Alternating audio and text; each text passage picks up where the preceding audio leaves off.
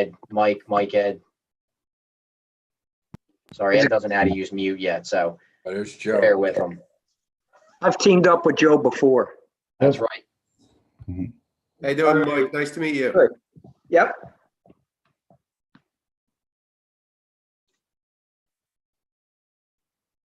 So the good news is we should be recording and live streaming. So I'll start back.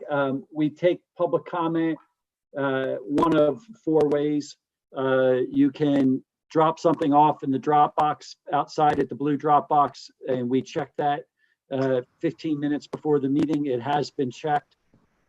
You can virtually raise your hand during the meeting. You have an option to do that.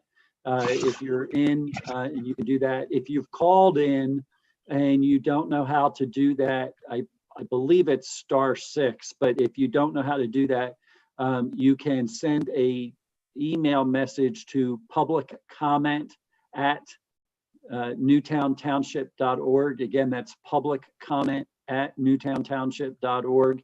And when you do, we monitor that during the meeting. And if you want to do that, please give us the phone number that you've called in on so that we know that you're wishing to make a statement, and also your name and address, please.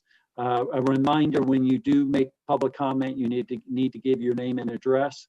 And then finally, you can do public comment just by sending a public comment to publiccomment@newtowntownship.org. And again, we monitor that throughout the meeting. In addition to that, there is an opportunity tonight, if you are a property owner or occupant within 200 feet of one of the properties that's seeking zoning relief, you should have been identified as a person who may be impacted in that way, and you should have received a notice. And anyone in the municipality can make a public comment about a matter. However, if you're within that 200 feet and you're impacted, you may choose to be a party protestant. However, if you believe that relief is impacting you more than just being a general member of the public, like I said, you're entitled to be a party protestant at the hearing. And let me just cover a few things that the differences between a party protestant and someone just making public comment. A party protestant would have standing in the hearing. Persons making public comment do not. During the hearing, party protestants may at appropriate time and at the direction of the board chair or the solicitor make an opening statement, call and ask questions of witnesses, review and or submit evidence, object to evidence, testify under oath, and make a closing statement. After the hearing, party protestants will receive written decision of the zoning hearing board and may appeal the decision of the zoning hearing board to the Court of Common Pleas. Again, anyone can make public comment about what's the relief that's being given, but party protestants are people who are specifically being impacted by what's going on. So those are the pieces. So when we get to each case tonight, if you are a party protestant, the chairman of the board, or in this case, Kevin Baskell, who's running the meeting tonight, will be asking if there's party protestants, and you would be sworn in, and it would be a part of the process. So we would take your name and everything. So, and then public comment is taken before the board makes its decision. All right. I think that's the instructions, Mr. Chairman. I'll turn it back over to you. All right, we can get started with the Pledge of Allegiance. I got you, Mike. Pledge of Allegiance to the flag of the United States of America, to the republic for which it stands, one nation, under God, indivisible, liberty and justice for all. All right, so we're going to get started here with application Z 2020-14, John Kokol and Katie Kokol, 17 Stoney Brook Boulevard, Newtown Square, PA. Pertaining to the subject property is seeking a variance as per section 172-5 33B, Section 4 of the Newtown Township Zoning Code for impervious coverage. Subject premise is located in the R2 zoning district. The applicant also requests relief from any other sections of the zoning ordinance that may be realized as being required during the zoning hearing process. So do we want to go ahead and promote the Mr. and Mrs. Kokol forward here? And do we have any party protestants or anybody who wishes to make public comment, if they could virtually raise their hand right now?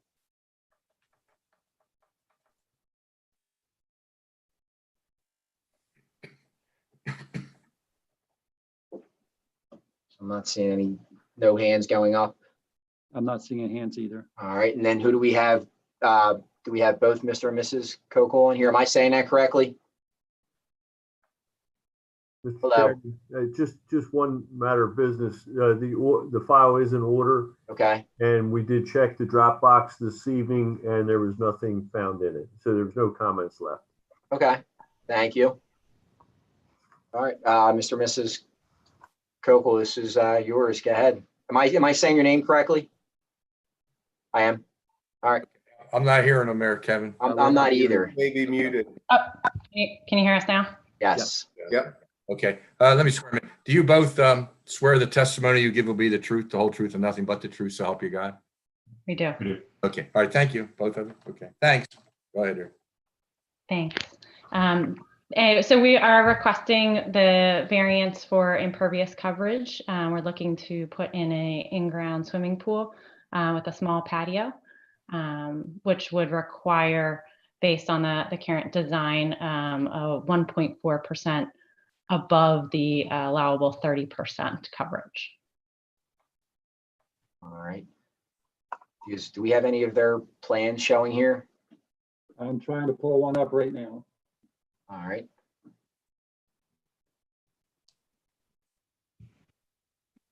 And then I don't believe we had any party protestants or anybody looking to make public comment. You want to just kind of talk through your plan and sort of what engineering or, thought process has been going into it to, make sure it's drainage. You say you're 1.4% over? Yes. Correct. Yeah. All right. Yeah, so the plan would be swimming pool as shown, like we said, kind of minimal patio really for safety reasons and to ensure not too much grass or anything in the pool. So the plan is, some small steps to get up to that patio area, and then the in-ground pool right there, of course, all within the boundaries of the property. Yep. And we're working with Blue Haven Pools and all county engineering for the design, the blueprint that you see here, and then also for the stormwater management process. So yeah, it's the biggest thing that comes up every time anyway. So it's the stormwater management. So do we have any other drawings to go through here, Steve, or is that it? I think, as I see it, these are the two. I don't see anything that shows where the house sits, but maybe that's this here. Okay. Yeah. Correct. All right. I mean, there's no other issues in terms of setbacks or anything like that. It's just all about just going over your impervious coverage Correct. Correct. by 1.4%. I personally don't really have many questions there. I don't know if anybody else on the board has any questions. No. I just have a couple if I can, Kevin. I knew it. Because it's, I got to make up for lost time. I understand you have a patio in the back now. Is that Yeah. correct? And does the impervious calculation include that patio? Yes. Okay. And I know it looks like, I guess that's the apron to the pool that's kind of, or the patio to the pool that's kind of got the dots on it on the plan. Correct. Yep. Because it's only 1.4% off of the required impervious surface, I was just wondering if it makes a difference as to how large that apron is. I see on one side it's very narrow, on another side it's very wide. And I was wondering if you could give us your thoughts about that. Yeah, so where you see right at the top of the steps is going to be kind of the landing area. And then you've got that small kind of wraparound patio along the side of the pool to the back. There's going to be a water slide for the children that's going to be there. So we want to, from a safety perspective, want to make sure that, you know, no one gets hurt, and it's a minimal sized patio or walking path to the slide. Am I correct that the backyard, your backyard, the topography goes uphill Correct. from the Yeah. back of your home? So So that- that you need the steps to access the apron, and you need that area for the apron because So you because can of the topography. safely walk from one side to the other. Okay, all right, that's all the questions I have. All right. Does anybody, I don't, any other questions for anybody on the board, or anybody want to make a motion? Yeah, I'll make a motion to approve I- Z unless there's other questions here. Mr. Chairman, I think that now that you've heard their proposal, you probably ought to ask if there was public comment. I see a Hold hand on, we raised. do have one. I'm sorry. Yeah. And so if it's all right with you, I'll allow him to speak. Yeah, please. Sorry about that. Mr. Blythe, if you would please state your name and address for the record. Yes, Robert Blythe, 1 Mill Court, Newtown Square. Spell your last name there, sir? What was that? Can you spell your last name for me? Elithe. Thank you. Yeah, the only question I had is I know the impervious isn't that much more than what the minimum, I guess, is required, or the maximum is required by the township. But the problem we've been having in this, I guess it was last year, we had, or this past year, we had a storm and it was raining so hard that Stoney Brook flooded just, I guess, south or west of their property. And due to the culvert couldn't take all the water, and then the water actually went over the curb and then down into the neighbors across the street, Variance property, and caused, I guess, a lot of water damage to his property. And I don't know if this addition to more impervious would cause it to make that worse. I'm not sure, because it kind of looks like, I don't know the topographical of the property, how at least the water would run down toward the culvert, which is on there. If you look at the map, it's on the left side, or else it comes down the driveway and right out onto Stoney Brook and then down Mill Court. So it's, there could be more water down there than normal. But I know this year it's flooded out, and I know that in the past 20 years I've lived here, it's probably done it 4 or 5 times. So I don't know if that was going to make it worse or not. No, that's a good question. And Andy, can I just then correct me if I'm wrong here? If they were not going over by this 1.4%, they wouldn't even be required to do any stormwater management, correct? Well, with the size of the pool and the patio, if anything's over 500 square foot, it does require some method of stormwater management. So in this case, it's going to have an engineered system, Which I would imagine is which going to be. is a higher level than what from the simplified approach. So we have 2 levels of stormwater management. This is going to have to achieve the highest level. And that is already all part of which is already part of the plans. and that's all being reviewed under a soil and erosion permit by the township engineer. Yes. Correct. Because that was the only concern we're having is there was a lot of water from the recent storms, and it's flooded the road and actually did damage to the road in spots where I guess it undermined the asphalt. And I know that doesn't happen all the time, but I didn't know how much extra water it would put down onto Stoney Brook and also Mill Court, because it's like Mill Court's downhill from Stoney Brook. That's all I wanted to know. If I may, I don't want to speak for the township engineer, but I believe the intent would be to control all the water that is coming off of this new impervious, and may also capture additional areas of impervious at the same time. So with projects like this, we're actually reaping a benefit because the project is happening, simply by being able to control more water from coming off from the site. Okay, thank you. All right, Mr. thank you. Blaze, God bless. I'm sorry. What was the name of the neighbor where the water ran to? It damaged The Variance, I guess it's 3 Mill Court. their last name again, sir? I'm sorry. The last name is Variance, Dr. Vid- He lives Variance? directly, yeah, he lives directly across. the Okay. All right. I just wanted the name. Thank you. That was the street where, that's the property where the water went over from the culvert. Right. It was. That's fine. I just needed the name. Okay. Thank you. It's on the list of neighbors. Oh, okay. That's it. Thank you. Thank you.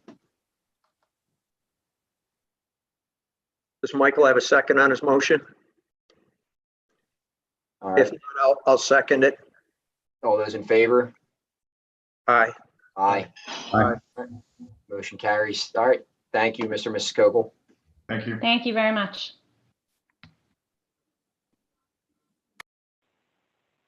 All right, let's move on to the next application here. Application Z 2020-15, Gus G. Costalas, James Costalas, 3207 West Chester Pike, Newtown Square, PA, pertaining to the subject property, is seeking a special exception as per section 172-141B of the Newtown Township Zoning Code for an extension upon a non-conforming use. The subject premise is located in the R3 zoning district. The applicant also requests relief from any other sections of the zoning ordinance that may be realized as being required during the zoning hearing process. Do we want to promote Mr. Costalas? And do we have any, looks like we already have a hand up here for a party protestant or public comment. I'm going to allow Mr. Hanson or Hanson to talk. He may be representing, or he may be a party protestant. So Okay. Hi, guys. This is John Hassan. I am here with the Costalases at their location, but they are logged in under my computer, so it says John Hassan, but it really is the representatives of. all right, so I'll go ahead and promote them.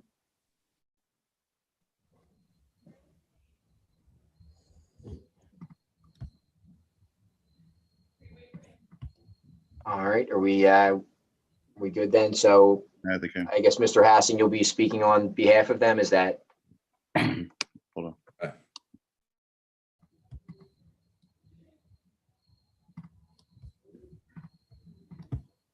you go. You're good. Yes. Good evening. Mr. My name is John Costalas. I represent Gus Costalas, Charlotte's Restaurant, and James Costalas with regard to the application. You have to be sworn in, sir, I think. Is that okay? Sorry. Swear the testimony they gave will be the truth, whole truth, and nothing but the truth. So help you God. Yes, I do. Okay, thank you. Go ahead, sir. Good evening. I will have potentially two witnesses. I have James Costalas, the operator of Charlotte's, and I have John Hassan, who is the architect who we hired to prepare the plan that I believe that your board has a copy of. Basically, Charlotte's Restaurant has been here since 1980. My family, GK Land Ltd, owns the property. We've been a very good business in the township for over 30 some years.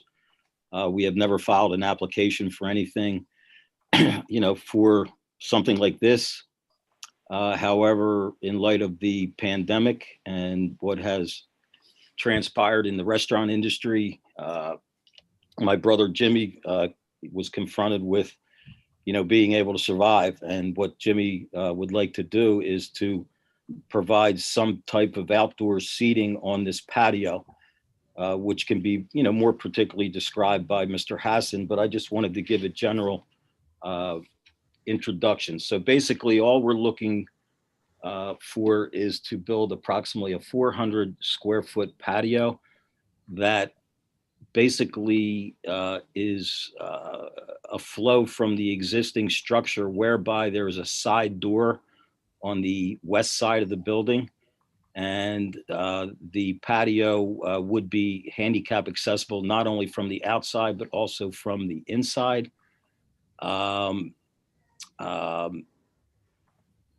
And basically there will be, as you can see in the photograph, there will be just wall sconce lighting. There will be no other, high powered lighting or anything like that. It'll be a low wattage lighting system outside so that it would not, interfere with the neighbors, specifically the apartment complex that is adjacent to our property.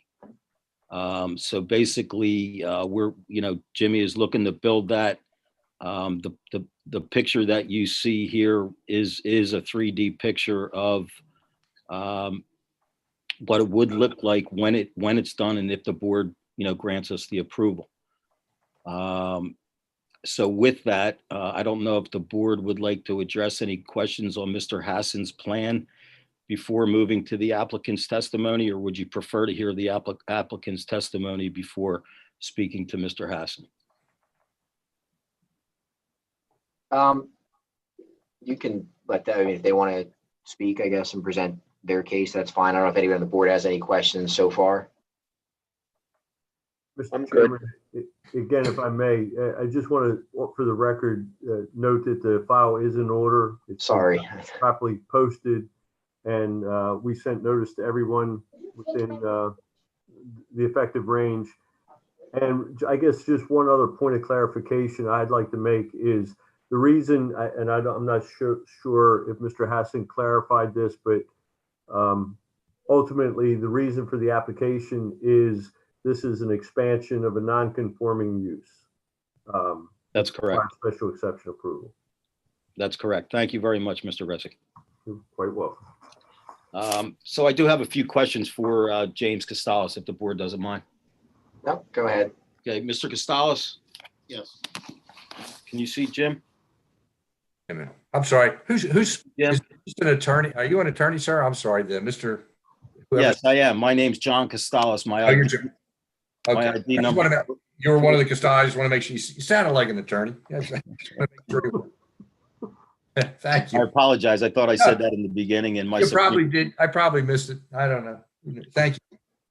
So I'm going to ask Jimmy a couple questions. Mr. Costalas, how long have you been running Charlotte's Restaurant? I've been running Charlotte's Restaurants full-time since 1991 when I graduated college from Widener. Right, and where did you graduate high school, Mr. Costalas? Marple, Newtown, And what year? 1987. And then after you graduated from Marple, Newtown, did you proceed on to restaurant school? Yes, I did. And where did you go? Widener University. Okay. And since you've graduated Widener, you've been working for your father, Gus, at Charlotte's, being basically the general manager of Charlotte's Restaurant? Yes. Okay. And Mr. Costalas, I know that, this year, 2020, has been a very unusual year for a lot of people and a lot of businesses. I would just like you to take a moment and explain to the board how the pandemic has affected, your business this year, and then blend into why you believe that if the board approves this application for the patio, how it would help your business, begin to thrive again and flourish as it did prior to the epidemic. So basically when we were closed for 2 months, and then we got the PPP loan, and trying to get people to come back to work was a hard thing with them getting the extra $600 plus their unemployment. So eventually, after we did get the PPP, we opened slowly 4 days with takeout, which was just okay. Then they allowed us to go to 25%, which we did. And luckily we have a big enough restaurant that we can, bring people in, but people were scared. The main question was, do you have outdoor dining? And so we tried to put out, a tent out there. And because the ground was so sloped, people were eating sideways. They were very uncomfortable. And that's why we decided to do what we did. So it would be level and more safe. And So, Mr. Costalas, are you saying that, prior to, filing the application, your customers were requesting outdoor seating due to the pandemic? yes, and they still are. Okay. And at that point, did you have any outdoor seating available to any of your patrons? Yes, we did put up a tent along the same wall there, which, like I said, it was. I understand you said that, Mr. Yeah. Costalas. Sorry to interrupt, but I know these guys are busy tonight. My question is did you physically try to put tables and chairs where the patio is located Yes. on the photograph. Yes, And did your customers complain about the safety of that? yes. And why was that? Because the, Slanted tables, just Okay. unsafe walking down that little slope there. okay. And what you have designed here is basically a flow out of the existing building. Isn't that correct? Yes, Okay. Excuse me one second.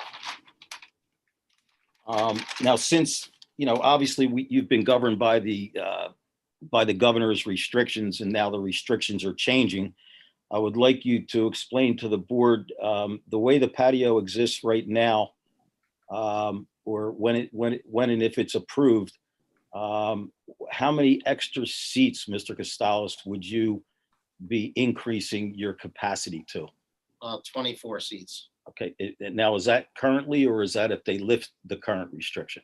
Right now we're at 50%, so I don't know if that pertains to outdoor dining or what. So I would still stick to 3 tables right now, which would be just 12 people. Okay, so 3 tables with 4 would be 12, but Yeah.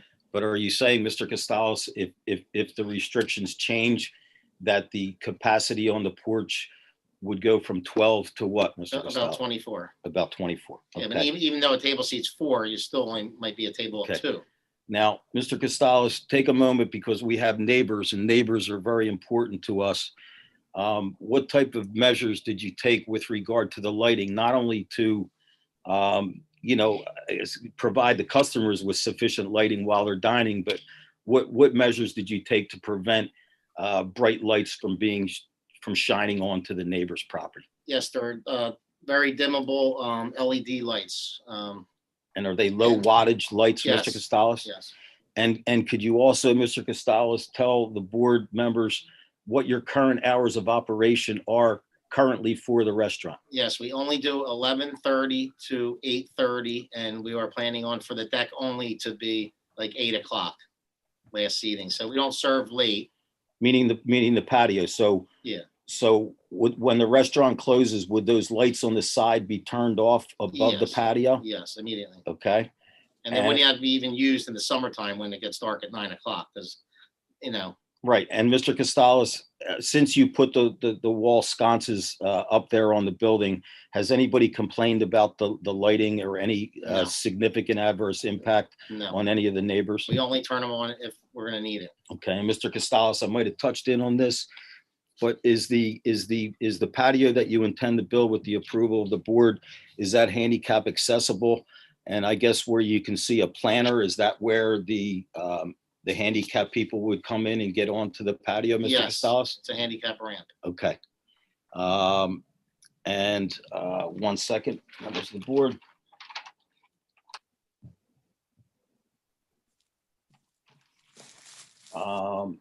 I believe that's all the questions I have. Oh, one further question, Mr. Costalas, if the board was to approve this application, would you believe that in any way that the public would be adversely affected by what you intend to build? I don't believe so. Do you believe that it would affect the health, safety, and welfare or the morals of any of the constituents in Newtown Township? I don't believe so. Okay.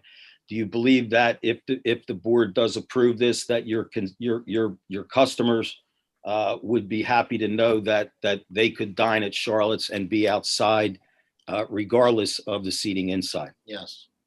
Thank you. So is the patio itself already done in some of these pictures? Just still have to complete the wall? Yeah. Yes, it is basically blocked, and then what has to happen? It's I would say 60% completed. The railing has to be put on. So is this something? Did this get shut down at a certain point then? That was Yes. happening? And Yes, it did. The township issued a cease and desist on the project. Yes. okay. And is there any plans? Is there any audio outside that any neighbors have to be concerned about? Any No, music play, There's no speakers outside, sir. lighting and seating? Excuse me? Just lighting and seating? Lighting and seating, yes. If I may say something, that we did have a small radio we were planning on using, but if it affects anyone, we don't have to. I mean, they're more interested in dining. Do we have anyone even on here now that wishes to make public comment, or any party protestants, just to check back to there, since I forgot last time? Anyone? And then we don't have, there was no letters or anything, Steve, that came in about this case or anything like that? Not that I'm aware of. No. There was nothing in the Dropbox when I checked it. Okay. And with that, members of the board, if any of the members of the board have any question for John Hassan, who is the architect that we retained to draft the plan, he would be happy to answer any dimensional questions that the board may have. Is that correct, Mr. Hassan? Yes, yes. And has Mr. Costalas engaged you to on this project? He has, yes. Okay. And are you familiar with the site? I am, yes. Okay. And would you take a moment just to describe for the board what Mr. Costalas intends to build with the board's approval, if you will? Sure. It is basically an 11-foot wide by 38-foot long, level, patio, concrete slab on grade. The guardrail will be constructed out of concrete block covered with stucco. We'll have a nice slate top on top of there, and then 18 inches of railing on top so that it's not just a solid wall. We wanted to break it up a little bit to give people, some view. And does that comply with the safety hazards as far as the safety requirements as far as height on that patio, Mr. Hassan? In other words, with what you have projected on this 3D photograph, does that comply with, in other words, for safety issues, people that are on the patio, that it's high enough where kids, people, Yes, correct. The building codes require it to be 42 inches above the patio surface. And as part of the handrail on top, the vertical balusters have to be 4 inches apart, to keep someone from getting stuck between the pickets of the railing. So yes, it will meet definitely all building codes. Okay. Any questions from the members of the board? I just have a question for Andy. Andy, are there any landmines in terms of, traffic flow or anything like that? It doesn't seem like they're adding a whole lot physically or capacity wise. That's correct. We haven't really completed a final review of the application simply because this was the first step in the process. I believe that everything should be fine. I don't think that there's any significant changes to the drive aisle. You can see by the photograph, the drive aisle is wide enough. There is plenty of parking. They provided us a parking calculation. It doesn't show a reduction beyond what's permitted or what's required. Mr. Hassan had the correct information on the guard railing and things like that. So I'm certain that they don't all comply at the end of the day. The one condition that I would suggest is that be a condition of the approval if you so or if you're so inclined. The lighting is somewhat of a concern. We can take light meter readings at the end of the project to make sure it's compliant. The noise, we have a noise ordinance, of course. They'll just have to stipulate that they'll comply with that at this point in time. Andy, are your concerns that the lighting's too bright or not bright enough? No, our ordinance requires no more than 0.2 foot candles at the property line. And I don't believe the property line is too very far away. I can't see that those sconces are going to generate that much light at the property line. But I do think it's a concern that we can verify once the project, if it's approved and is completely built out, we can verify that before we issue a CO.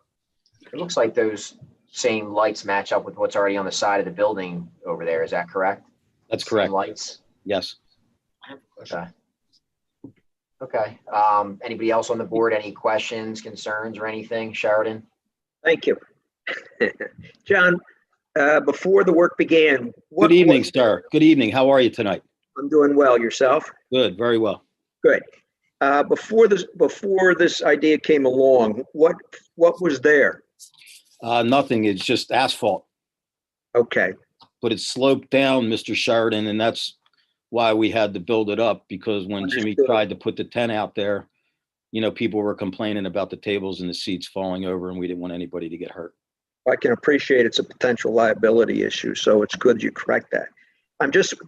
What is the height, and maybe Mr. Hassan can tell me, Go ahead, of Mr. the wall as it approaches the door, that I assume is a means of egress and ingress into the restaurant?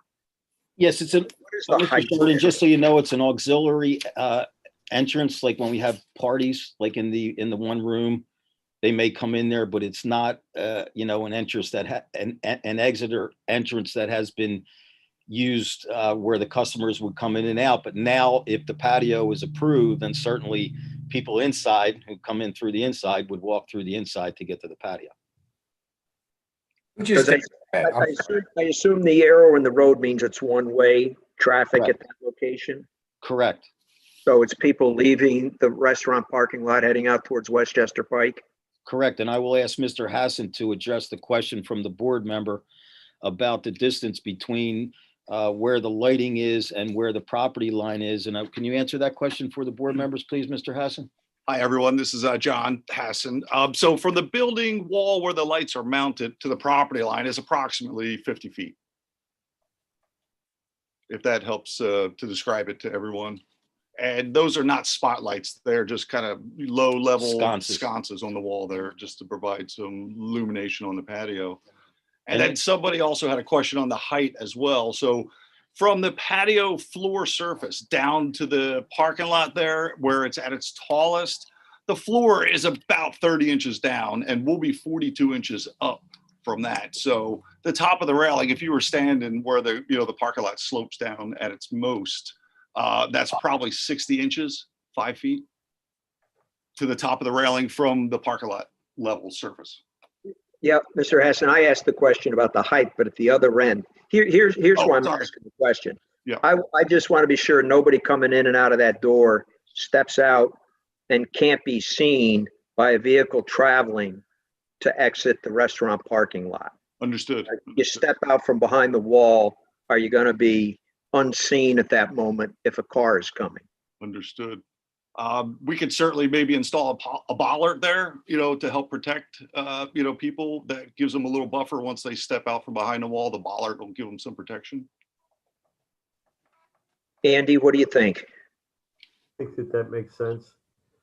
It does appear that there's a circular movement around the site. It does appear that by the arrow on the pavement, it looks like that's the egress drive. Yes. Is that correct? Yes. So, but I do think that it's a good idea to add that bollard there just as another level of protection. Okay. Especially for children. Children would definitely be hidden behind that wall. We understand. I don't have any other questions, Kevin. Thank you, Mr. Sheridan. And just to check back to make sure we don't have any other party protestants or public comment that's popped up during this conversation. So it doesn't look like there's anybody there. Anyone on the board have any additional questions? Does anybody want to make a motion for this application? Could I make the motion to approve the application conditioned upon With those, a bowler putting, whatever bowlers are, I think I know what they are. But to the satisfaction of our code enforcement officer at the location near the door in the roadway, as well as that the lighting intensity be satisfactory to the code enforcement officer as well. Right, and Mr. Sheridan, with regard to the application, we have no, when the restaurant is closed, those lights on the side will be off. Okay, so in other words, they will not be on all night. Thank you. I second that motion. all those in favor? Aye. Aye. Aye. All right, motion carries. Thank you. Thank you, everyone. Thank you very much. We appreciate your attention with regard to this application. Nice seeing you all. Yeah, good luck, guys. Thank you very much. I'd like to ask Andrew a question about this. No, Jim, no, now's not the, I know, there's a light between Charlotte's and Jim, whatever. Jim, that's not the I know, I time. just wanted to ask him, there's a light, so there's a light that comes on. Yeah. Well,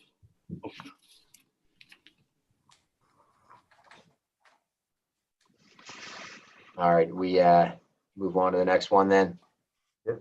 All right, application Z 2020-16, Carmine and Debra Rauso, 18 Fox Chase Circle, Newtown Square, PA, pertaining to the subject property is seeking variances from sections 172-33B, section 8 for a driveway setback, 172-B, section 5 for front yard setback, and 172-103F, section 3C for accessory structure setback.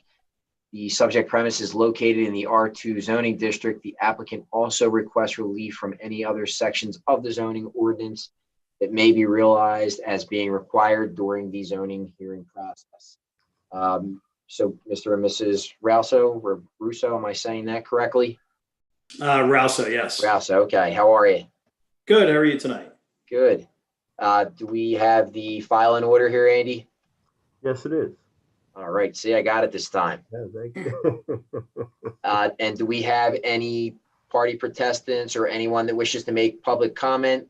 And we'll get to swearing them in too. Don't worry, Tom. I didn't forget about you. No problem. It's all good. All right. It doesn't look like there's any hands up. I guess, Steve, we don't have any letters or anything like that to worry about. None that I see. All right. Tom, if you want to swear them in. Okay. Do you swear the testimony you give will be the truth, the whole truth, and nothing but the truth, so help you God? Yes. Yes. Okay, both. Thank you very much. All right. I'm getting this down. All right. Hey, And Mr. and Mrs. sorry, Rauso, if you want to take it away here. And before we proceed, we also should have on the meeting John Scholl from Dovetail Group. He's not currently with us, but he's the contractor who we've been working with for a couple of years on several projects on our house. So he may want to chime in at some point. Yeah, Want to take an opportunity now if you want. Mr.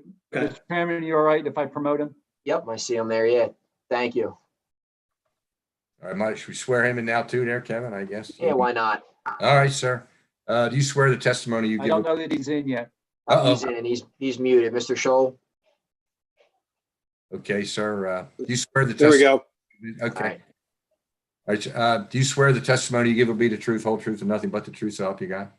I do. Yeah. And your last name, sir, could you spell it? I don't see it. I don't see it. Scholl, SCHOLL. Thank you very much. First name, I think they said it, but Jonathan. Jonathan. All right, John. All right, thank you, Jonathan. Appreciate it. Thanks. All right. We will let the Rausos take over from here then and take us through what you're looking to do. Great, thank you. So essentially, we have a two-phased project here that includes adding a front porch on our house, and then in the future, adding a driveway with, adding a new garage with a driveway extension. So the immediate project that we're seeking relief for is the addition of the front porch. And for that, we're asking for a setback variance on our front yard. Because we live right at the beginning of a cul-de-sac, and the way that the house was built on the property, the front, based on the view you're looking at right now, the lower left corner of the existing structure essentially sits right on the setback. Lower left. Yeah, that side. So the porch is intended to begin, that little bump out you see around the middle of the house is right now a concrete pad.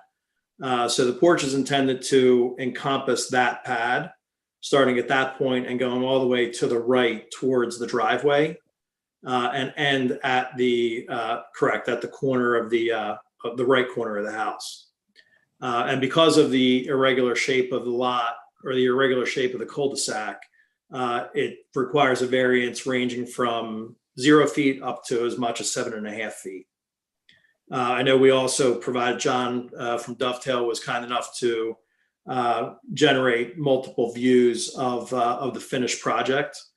Thank you. So that is the existing house with an addition we built in 2016.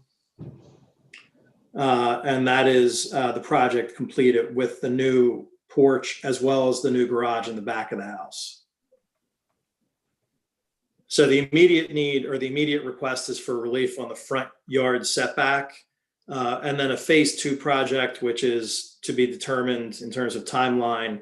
We're asking for an extension of the existing driveway, which was constructed right up against the property line. As you can see where the driveway curves on the far right, it comes to within less than a foot of the existing property line. And in order to extend that driveway to accommodate the new garage, we're asking for, for that existing setback or a special exception for that existing lack of setback. So those are the two projects. We also realized at some point during our planning, dating back to 2015, that there is also a shed and a fence issue. And we can get into those in a little more detail, but I don't want to jump too far ahead if there are questions.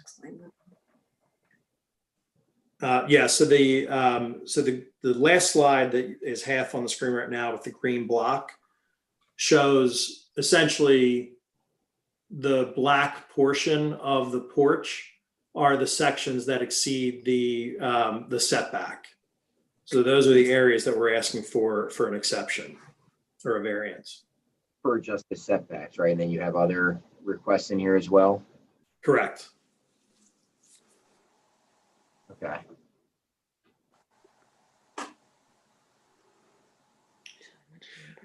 You want to take us through the other request then for, Yes, yeah. So the other request is related to the existing fence and shed that are on our property already.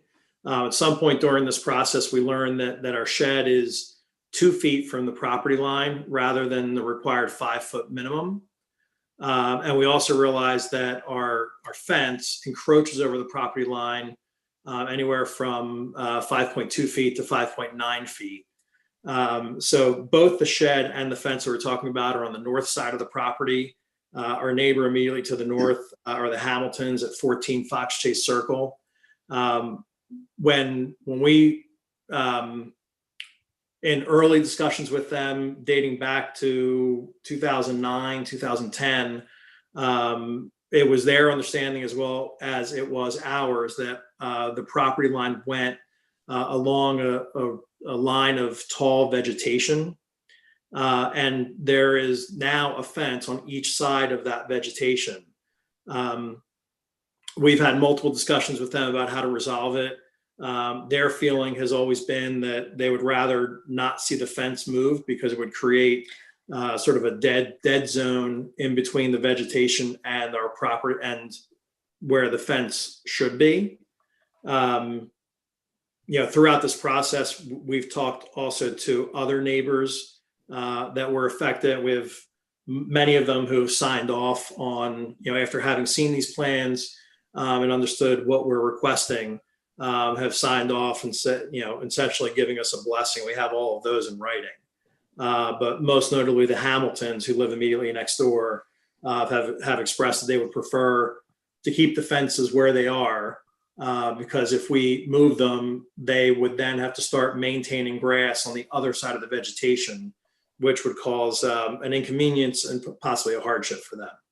You say this fence was there when you moved in, correct? No, I'm sorry. The fence was not there when we moved in. There was the vegetation and the tree lines. Okay. Right. Which led us each, when we moved in, to think that was the physical barrier of the property. And it wasn't until we did our project in 2016 that we realized that even though there was existing very grown vegetation, that indeed was not the property line. So this fence has been up since 2016, is that? No, so I know there's a lot of dates there. We bought the house in 2007. I believe we first installed the fence in 2009 after discussing it with the Hamiltons. They installed the fence roughly around the same time. And that fence was in existence since then. in 2015, when we applied for permits to build the addition, which is the red part of the house that you see, is when we first and when our neighbors first became aware of the encroachment on the property line, as well as the setback issue on the existing driveway. And was anything done with it then when you had to apply? I guess where I'm confused is why that part of it is before us now. If it's something that was there in 2015 that you dealt with when you were doing the addition, right? Is that? Well, we didn't deal with it. We first became aware of it. Once we became aware of it at a point where our family had already moved out of the house for the addition to be built. And we were, with 3 kids and a dog living in a 3-bedroom apartment in West Chester. So our original plan for that addition in 2016 was to do the porch, the driveway, the garage, as well as the physical structure to the house. And once we realized that there was an issue with that we were discussing today, we focused on just the internal portion of the house and postponed the porch and these other things for a later time. So here we are. So can I clarify that? Yeah, thank you. Yeah, your fence is on your neighbor's property? Correct. A portion. I mean, A portion. I mean, do we even have the ability, Dave or Andy or Steve to approve, because that's somebody else's property. I mean, unless you give them the fence, I don't see how we'd even be able to approve that continuance, Does that make sense? Does the question I'm asking make sense? Yeah, I think Not to approve something that's not even on their property. That's kind of what I mean, Joe. Yeah. Could the neighbor just say it's their fence and they met the setback requirements? I guess I'm just confused as to why this is here and coming up for everything else that they're trying to do. And I understand that it came up before and it's kind of being kicked down to us now, 5 years later, but it just seems like an odd one. That's all. Yeah. So if we could, essentially the discussion we had, knowing that we had to request a variance for the porch, and then again, a future project being the garage, which impacts the shed, is impacted by the shed and the fence and the driveway, felt it might be worthwhile to bring all the issues to the table. If the short answer is there's nothing that can be done about the fence, then our intent at some point when the fence needs to be replaced is to bring it back in conformity. And that's a discussion again that we've had with the Hamiltons multiple times. Unless at some point either we move or they move, which doesn't seem to be in the near future for anyone. But the goal would be if the fence is an obstacle, pardon the pun, then our intent to resolve it would be to resolve it at some point in the future when it makes sense.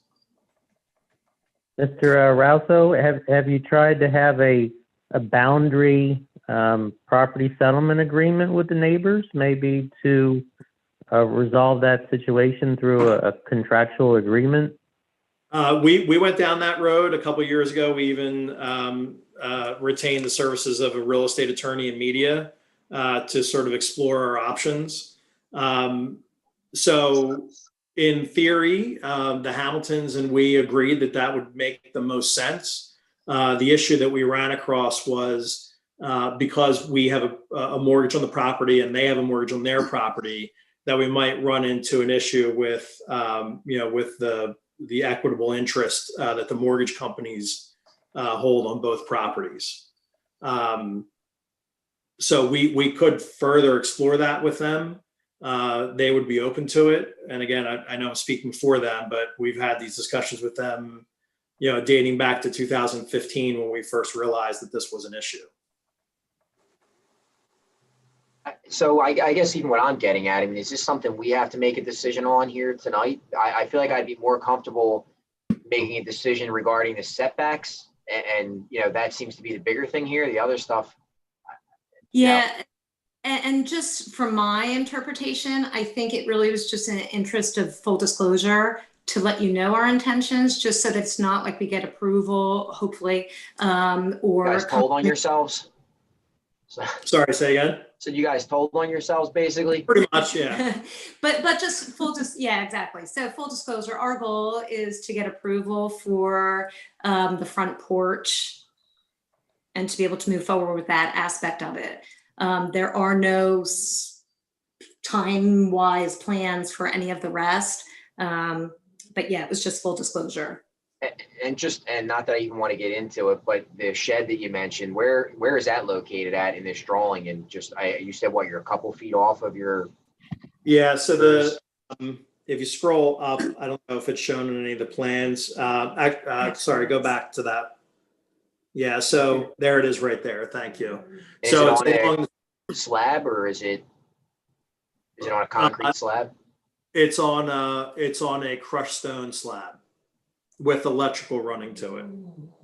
All right. I mean, I feel like even for here and Steve, Andy, or Dave, I mean, if we can, are we able to just basically make a ruling on the one part of this application that matters for this?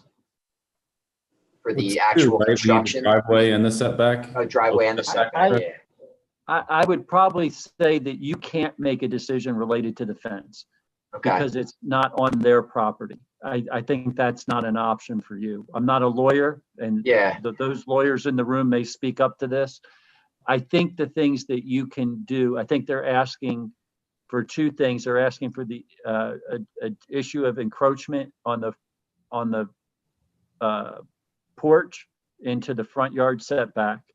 I think the question that I have in that the length in which your order is good before someone takes action, I believe, is 6 months, and Andy can correct me if I'm wrong. So if the garage and the driveway were to be done at a later point, they may have to come back before you anyhow. Okay. And then related to the shed, I guess that would be one of those things that, yes, you probably could make a ruling which would keep them from having to move the shed. But that would, Andy can. Are we saying they have to move the shed? Is anyone telling them they need to move the shed? If you wouldn't approve it, that would be what they would have to do, is move the shed 3 feet. If it's 2 feet within the property line, they'd have to move it to 3 feet to be at the 5 feet mark. I mean, is there something we could even put in here? Look, if they're getting a letter even from their neighbor that they're okay with how close it is to that property line, or dealing with it that way, how long has that shed been there now? 2012. Yeah, it's been 8 a while. years. Yeah, I think 8 years. Look, personally, I'm not going to ask to move something that's been there for 8 years, and that's just me. And obviously, we can all make a decision on our own here. But and Steve, just another question: if we were to make a motion to approve even the additional driveway space that they're looking to do, and we were to approve that part of the application, if they were to come back because they went beyond the 6 months, do they have to pay to come back again? Yeah, they would be, if they didn't act, Andy, correct me if I'm wrong, but they're basically, it would be like you hadn't taken action. Yeah, there is a provision that they can request an extension before the time frame elapses. Correct. Again, that would be up to the board. That doesn't require a separate application. It just requires an action by the board. Okay. So here again, I agree with Mr. Neese. It really is dependent upon the amount of time before they expect to really install the improvements. I agree with Steve and Andy on all the issues. I still think the fence issue would be better served if the neighbors came to an agreement privately. But David, would you agree that since it's on another party's property, that we don't have the authority, that owner Correct. of that property is not before us. So we have nothing we can say about that. We can't grant any relief with regard to that. Right. Correct. My suggestion, Kevin, is unless we want to hash something out in an informal agreement with the applicants, is maybe take each of these. There's 4 items that they seek relief from, and take them one at a time and act on them. We have to act on them. unless they're withdrawn, because we got the time frame, as you know. Is it But worth acting on the, sorry, Mike. Go ahead, How soon is the garage planning on, it just says future. Is there any idea on when? No, it's certainly not within 6 months. And the short answer is once we save enough money to build it. Right. So, I mean, is the easier part for us here then in just dealing with your setbacks for this front porch part for now? Well, yeah, I mean, if the fence is an issue that can't be resolved at all, it would be great if we could at least deal with the front porch setback and the shed setback. And yeah, the driveway we could either deal with and ask for an extension later or come back at whatever future date we're ready to build the new garage. I would think you're better off if you don't know any timeline for it. I was just thinking if it was something that was going to be, hey, great, we're going to get through this addition 6 months later and start that. I was just trying to help you avoid having to pay to come back to the zoning board again. But it honestly doesn't sound like it would be worth it for that. That I think we should just address what matters now. Agreed. We appreciate that. Thank you. Yeah. All right, so Mike, we go one by one and knock them out. I have a quick question.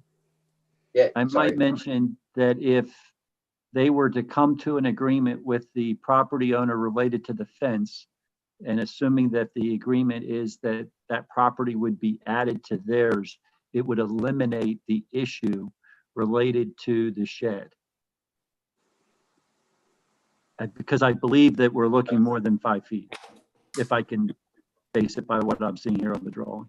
Yeah. Is that the property line that you thought was yours, in other words, that contributed to this shed going where it went? Is the fence along that line, in other words?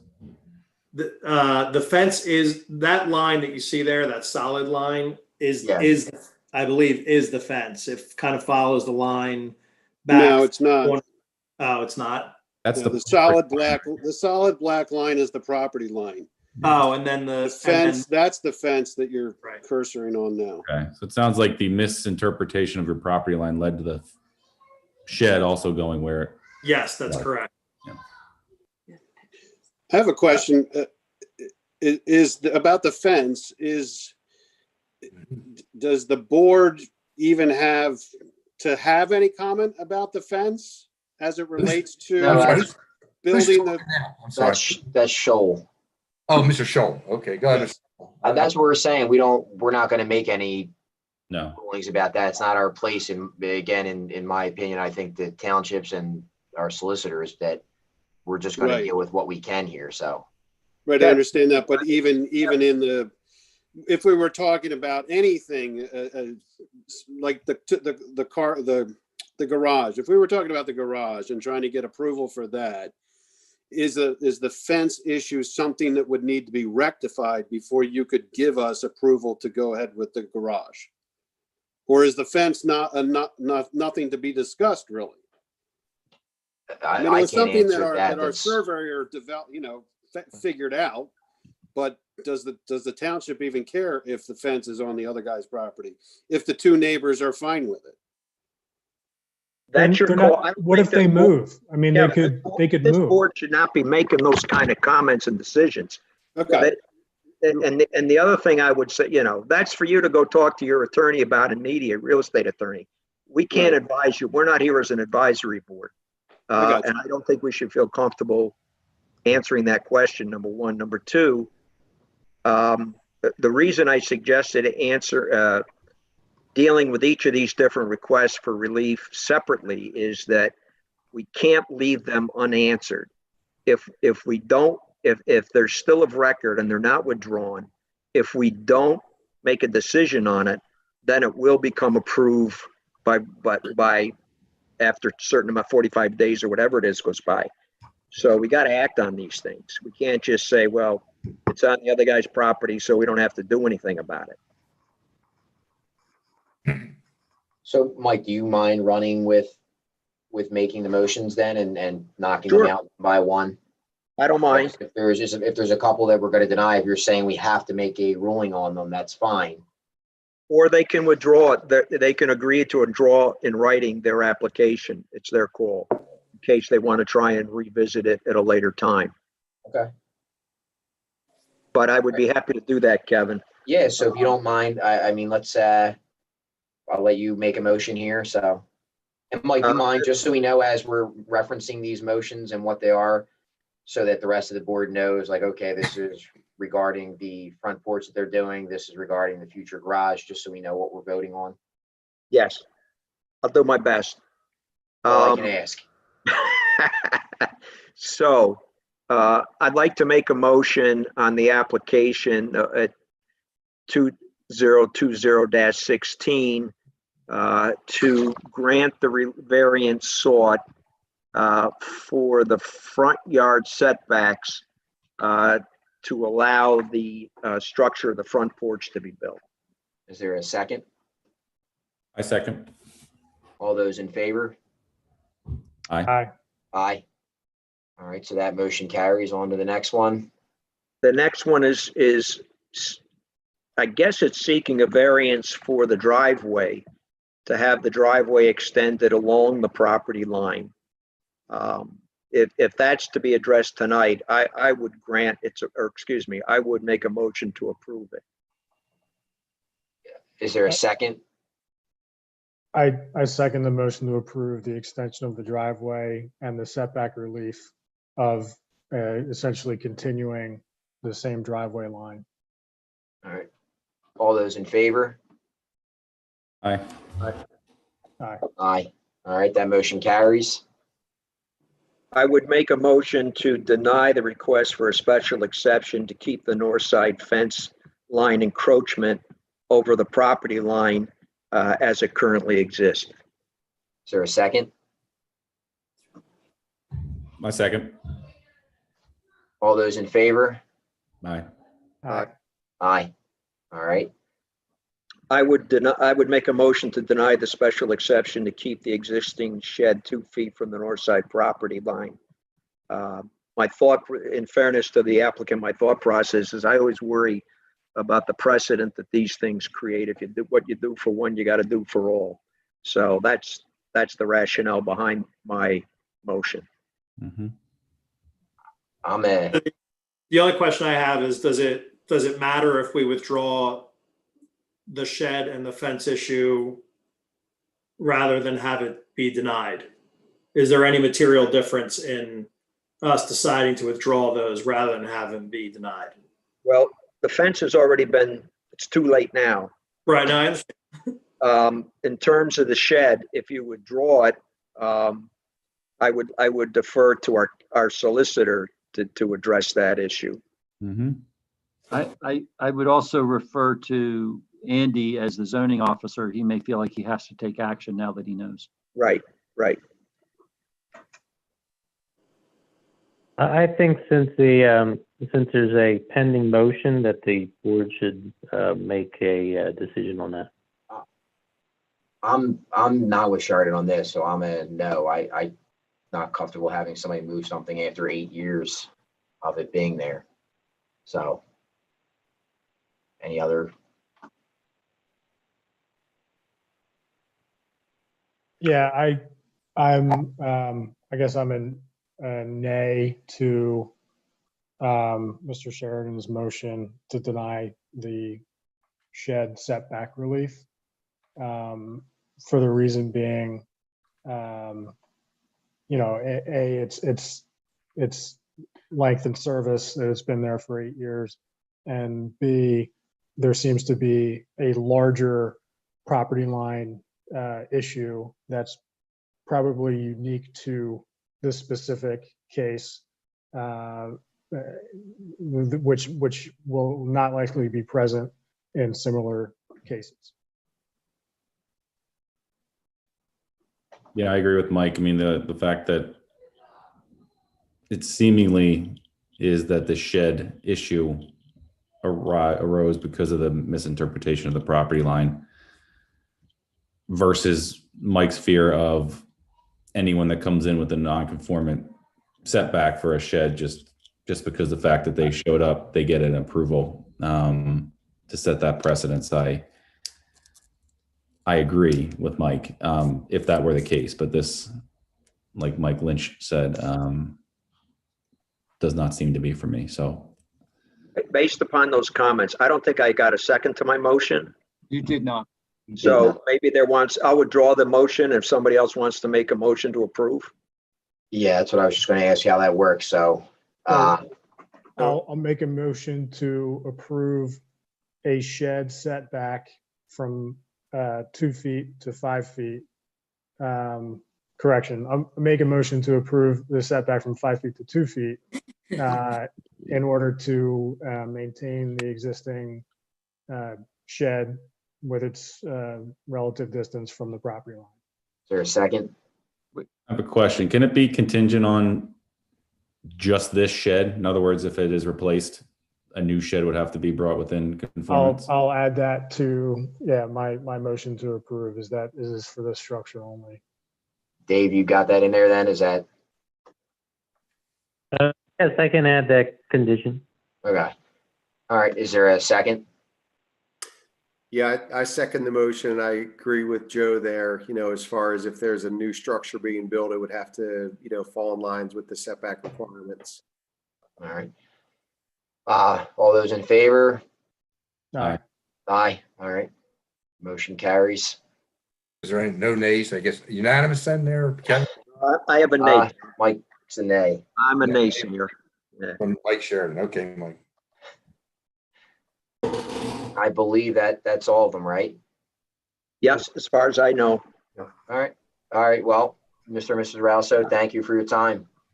Thank you. Appreciate your patience. We know it's a difficult one. Stay well. Good night. Thank you. Thank you. Bye-bye. All right. We got one left here. 2, actually. Oh. All right. So we are on to application Z 2020-17, John and Kathy Calabrese, 714 Wisteria Drive, Newtown Square, pertaining to the subject property, is seeking a special exception as per section 172-141F for expansion of a structure on a non-conforming lot. The subject premise is located in the R3 zoning district. The applicant also requests relief from any other sections of the zoning ordinance that may be realized as being required during the zoning hearing process. Do we have the file in order, Andy? Yes, it is. All right, and then Tom, I'll let you swear in real quick, Mr. and Mrs. Calabrese. Okay, do you swear the testimony you give will be the truth, whole truth, and nothing but the truth, so help you God? And they are muted right now, so. Uh-oh. Mr. and Mrs. Calabrese, can you unmute yourselves?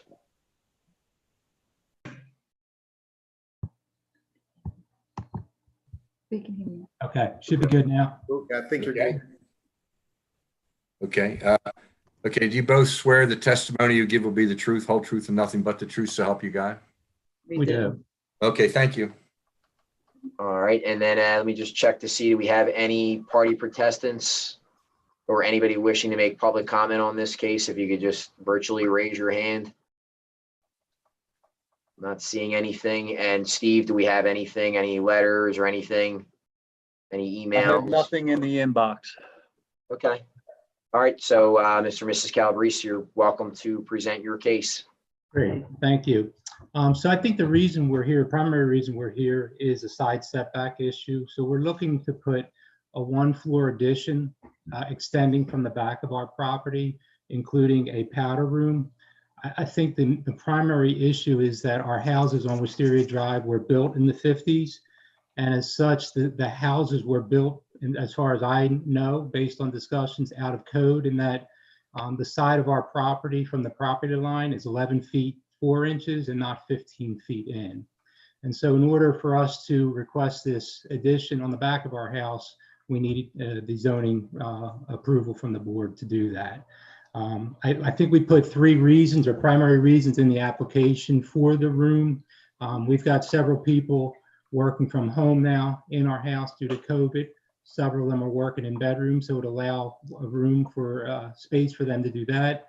Secondly, if we are able to have relatives back at some point, the powder room will give us the ability to have a powder room on 1 floor, so we don't have to deal with steps there.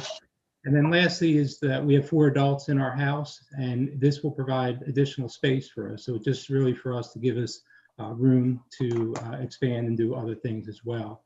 I guess the last thing I'll say, and then I'll open for questions, is just the impact to the neighbors. I'm sure that'll be a question. So the first thing I would say is that on both sides of our property, we're lined by trees and bushes. So the addition on the back will not cause any impact to either neighbor. They're looking at our trees and bushes today, so they're not even going to see the addition itself. We are in good standing with both neighbors. We've talked to them about the addition. Neither of them have any issues or concerns with it.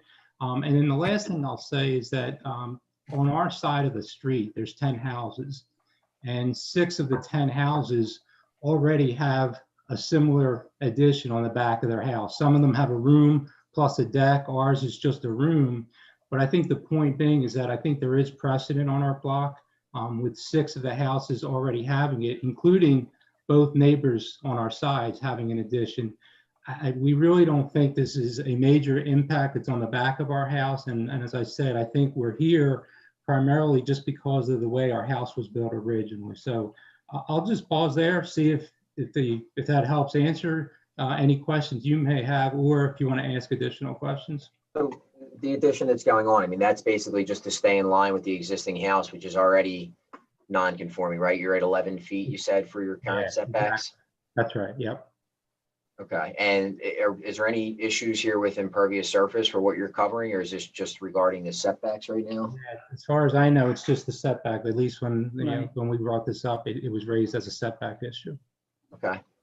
That's correct, if I may, Mr. Chairman. I did do a review of the application, and again, it's simply because this is a non-conforming setback, and because of the addition, it's considered an expansion.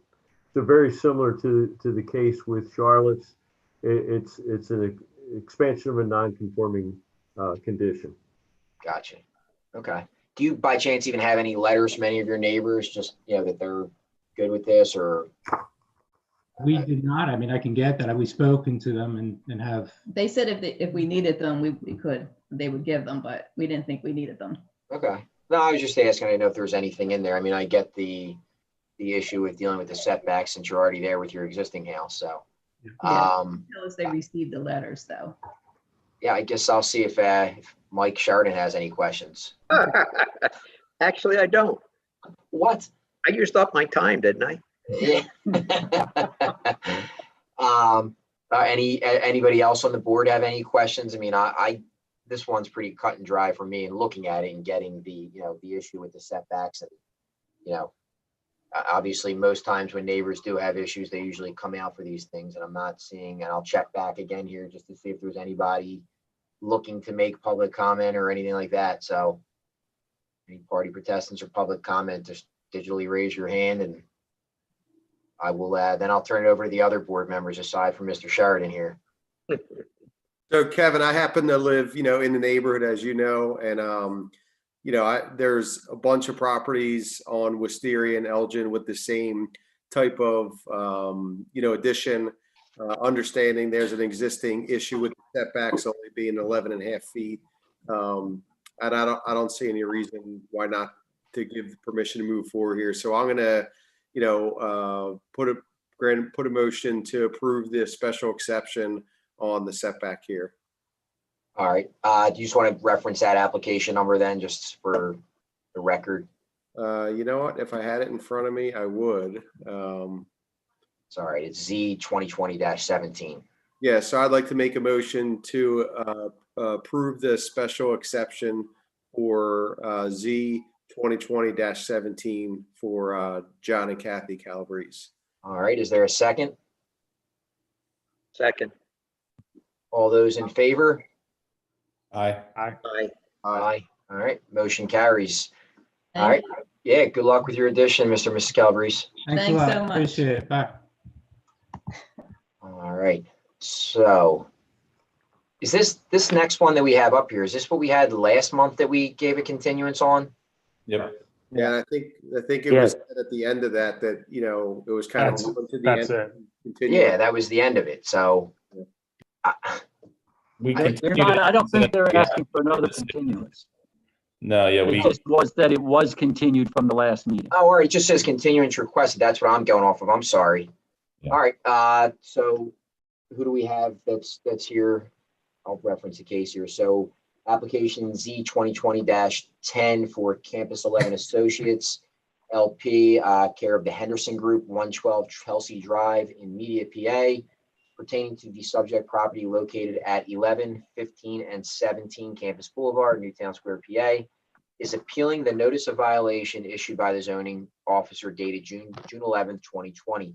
The notice of violation requires the applicant to file a permit for a change in use as per section 172-155A for the parking lot at the subject property to be used for the purpose of inventory storage of vehicles associated with motor vehicle sales rather than office use as previously approved. In the alternative, the applicant is seeking a temporary variance from section 172-155A. The applicant also requests relief from any other sections of zoning ordinance that may be realized as being required during the zoning hearing process. So who do we have here then, I guess? Mark D'Amico here, attorney for the applicant. Mark, how you doing? Well, how are you? Good. And then we have John Coyle on here. Should have John Coyle and Mike Oberschmidt. All right. So Andy, is there file in order? It is. All right. And then Tom, do you want to swear these three gentlemen in? Sure, why not? Gentlemen, you swear the testimony you give will be the truth, whole truth, and nothing but the truth, so help you God? I do. Okay. Mike might be muted there. Okay. I do. Okay, thank you. And then let me just check to see. I mean, I know we only have one attendee left out there, but do we have any party protestants or anybody wishing to make public comment? If you can just raise your hand. And Steve, any letters or emails or anything that we have to address? I'm checking again. Give me 1 second. You can go ahead and get started. It wouldn't be till later. We'll probably do this anyhow. So, but I don't have anything at this moment. All right. Sounds good. So, Mr. D'Amico, if you want to, I guess, are you running with this? I'm sorry. Mark, could you spell the one witness's last name? Ober, I forget, began with an O. Or what is his last name? Oberschmidt. OBERSCHMIDT.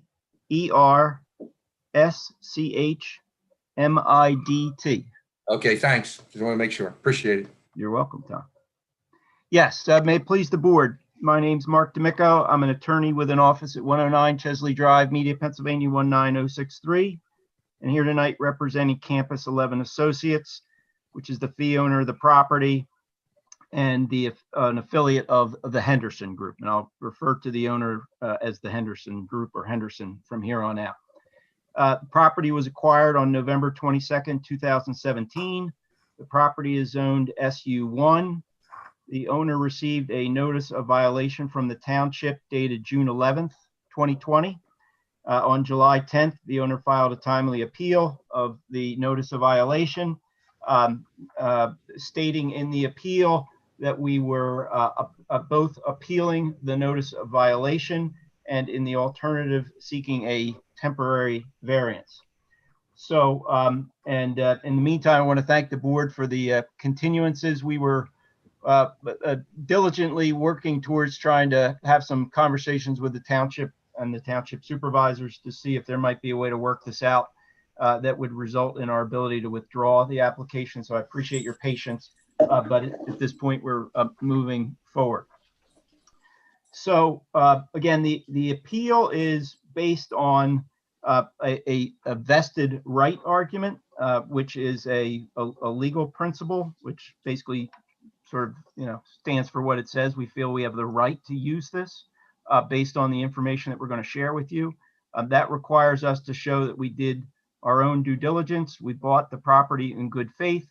We expended substantial unrecoverable sums based on our due diligence and the absence of injury to the public interest. So with that as background, I'm going to have two witnesses, John Coyle and Mike Oberschmidt, and then we'll start with Mr. Coyle, if that pleases the board. Sure. Okay, John, you've been sworn. You want to give your full name and your business address for the record, please? Sure. My full name is John J. Coyle IV, And my business address is 112 Chesley Drive, Media, Pennsylvania, 19063. Okay, and what is your relationship to the fee owner and the applicant? I am the Senior Vice President and General Counsel of Henderson Group, Inc. And Henderson Group, Inc. is an entity that's affiliated with the applicant in two ways. One, Henderson Group, Inc. is the property manager for the property. Henderson Group, Inc. runs the day-to-day operations. We collect the rents, pay the bills, including the real estate taxes. We keep the books. We respond to tenant requests. We lease space to new tenants, and we're responsible for the repair and maintenance of the properties. And then we're also the general partners manager. So we're hooked into the organizational structure also, and we help operate the actual partnership itself. Okay, thank you. And Mr. Neese has got up on the screen there what looks to be Exhibit A2 or Exhibit A1, excuse me. Is that a copy of the deed for the property? Yes, that is. Okay.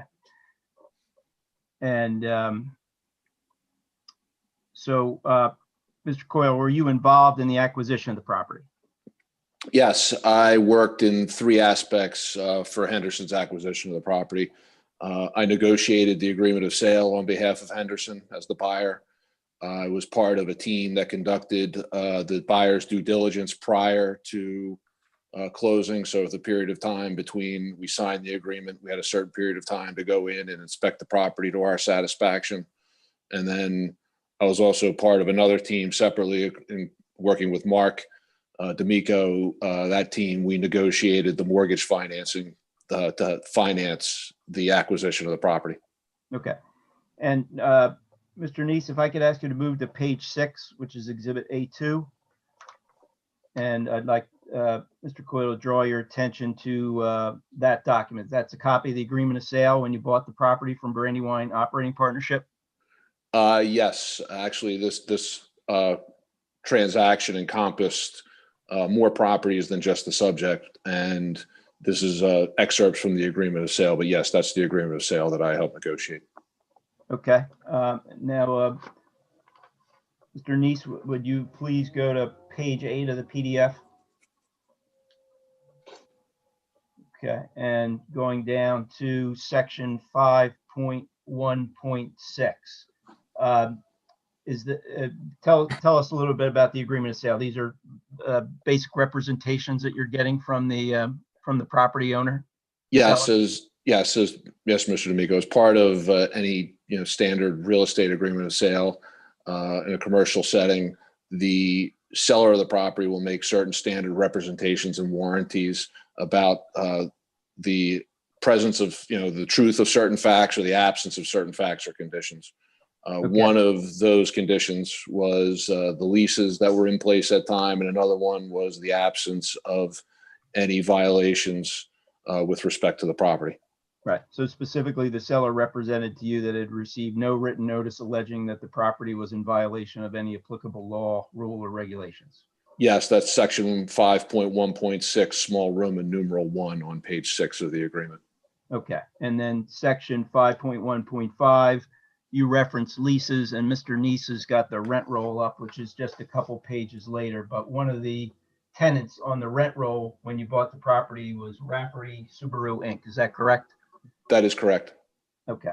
And that relates to the license agreement that we'll review in a little more detail in a minute. All right. So now I'd like you to look at Exhibit A3. And Mr. Neese, if you go to page 14 of the PDF, please. There you go. Thank you.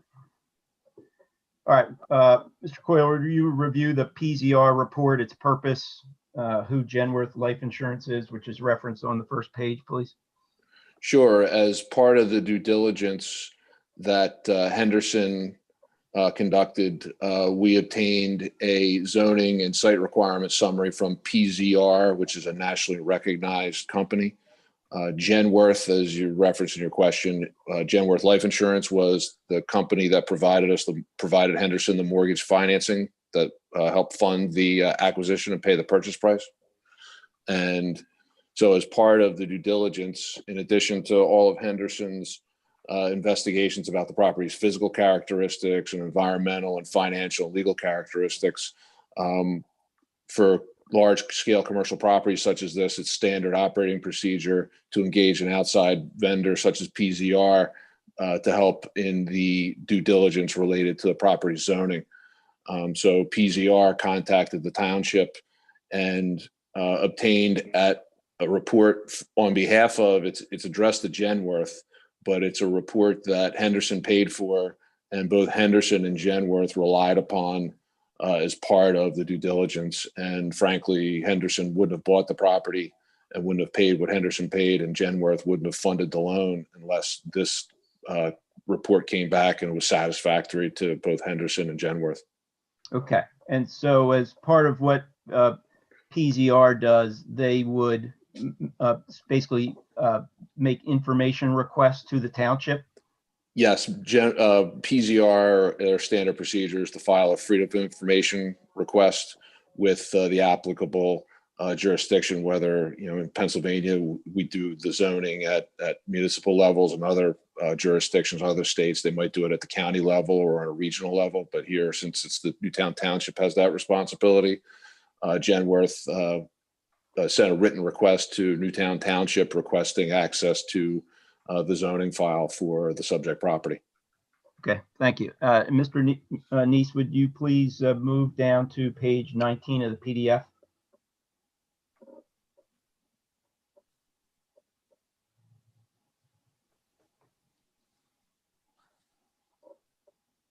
All right, thank you. Okay, so Mr. Coyle, that was one of the documents that was part of the PZR report. Would you describe that letter? Certainly. That's a letter dated November 2nd, 2017. It's on Newtown Township's stationery. It's addressed to the Planning, Zoning, and Resource Company, aka PZR, and it's entitled a zoning verification letter, and it's signed by Andy Resnick, the Newtown Township Zoning Officer. Okay, and it states in the letter that additionally there are no current or outstanding violations on this property. Is that correct? That's correct. That's the last sentence of the first paragraph. Okay, all right. So based on all the foregoing that you've just testified, did Henderson believe in good faith that the parking of new inventory automobiles by your licensee was in compliance with the township zoning ordinance when you purchased the property? Yes, we did. Okay, and did Henderson rely on all of the due diligence information to which you just testified? Yes, we did, and Genworth, our lender, did. Okay. And how did Henderson determine the purchase price for these properties? For large-scale income-producing commercial properties, standard market practice. I mean, you take into account a number of things: the property's location, its condition, its place in the market. But the big driver, the prime driver, is the future anticipated revenue that you can collect as the landlord, that you can collect from tenants or other occupants of the property. Okay. And you can, by having a forecast of the future income, you can then equate that income or translate that income into value using a capitalization rate. So income divided by capitalization rate expressed as a percentage equals value. Okay. And at the time Henderson was negotiating the purchase price and through closing, as you mentioned, the Rafferty Subaru was a tenant or licensee? Yes, they were. Okay. And now, Mr. Neese, if you would please go to page 26, which is the first page of the it's Exhibit A5, the first page of the license agreement.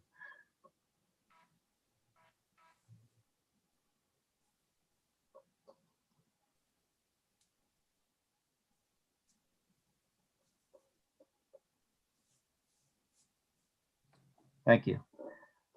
So I've marked that as Exhibit A5. Would you identify that for the record, please? Sure. Exhibit A5 is a license agreement, and it's a document dated December 3rd, 2014. And it's a license agreement between Brandywine Operating Partnership, LP, the prior owner that Henderson purchased the property from. And the other party to the license is Rafferty Subaru, Inc. Okay. And that exhibit, I'm sorry, go ahead. And that's a copy of the document that once we signed the agreement, then once Henderson signed the agreement of sale with Brandywine Operating Partnership, Brandywine turned over all of the copies of all of the lease agreements and license agreements that were in effect at the time so that Henderson can undertake its review. And that's a copy of one of the documents that Brandywine turned over to Henderson. Okay. And that license agreement goes on for 8 or 10 pages there, and it was an original one, and then it was amended it a second time. But it was one of the leases that was in force when you both negotiated the purchase price and settled on the property, correct? Yes, and that's also the document that's referenced on the rent roll that Mr. Neese showed earlier on the screen. Okay. Now, would you explain the value that's associated with the rental income from this Rafferty Subaru license? Sure. Rafferty pays a monthly fee, which is essentially equivalent to $1 per license per parking space. Originally, the parking agreement called for 50 spots, and Rafferty was paying Brandywine at the time $2,500 per month. Over time, that agreement has been subsequently amended so that now Rafferty occupies 100 spaces and pays, I believe it's 5,000. They've doubled this. They pay $5,000 a month, so that's $60,000 a year. And you can take that $60,000 a year rental payment, and you can capitalize that into a value. And that's a rental stream that Henderson relied upon when we took that heavily into account as part of the paying the purchase price. And if that lease or license agreement was not in place, and that parking revenue stream was not in place, Henderson would not have paid $23.3 million. We would have paid something far less than that. Okay. Is there any way to recover that loss if you're precluded from getting this rental income? No, there is not. Once we closed on the sale with Brandywine, that was an as-is, where-is deal, so there were no refunds either in full or in part. Okay. So you mentioned just now that there's 100 parking spaces now leased to Rafferty Subaru. Mr. Neese, if you would please go to page 36 of the PDF. That's Exhibit A6.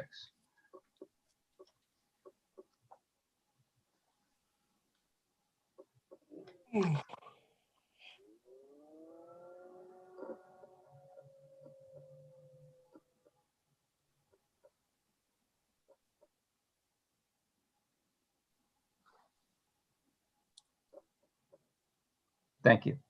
So, Mr. Coyle, this is the current Rafferty Subaru license agreement? Yes, it is. Okay, and it replaced the one that you inherited when you bought the property? Yes, it did. Okay, and this is for 100 parking spaces? Yes, it is. As you Okay. can see in section 2.1, small b as in boy. Okay, thank you. And what's the term of this agreement? As of today, it's a month-to-month agreement. Okay, thank you. And Mr. Neese, if you could go to page 43, please. And just to clarify, when I say month-to-month, either party can opt out of this agreement at any time on 30 days prior written notice to the other. Okay, thank you. And page 43, which is still part of Exhibit A6, that's the, I'm sorry. I'm gonna go to page, where are we? Page 50. That's Exhibit A7. That's the Porsche of the main line license agreement? Yes, that is. Okay, and how many spaces does Porsche of the main line lease from you? Under section 4, as you can see, they lease 100 parking spaces. Okay. And they pay a license fee under section 3 of $5,000 per month or $60,000 per year. Okay. And between the time you purchased the property and the time you entered into the amended and restated license agreement with Rafferty Subaru and the license agreement with Porsche of the main line, did you ever receive any notice from the township that these arrangements might be in violation of the township zoning ordinance? No, we did not. Okay, so the first time you became aware of this issue was when you got the notice of violation letter in June of 2020? That's correct. Okay.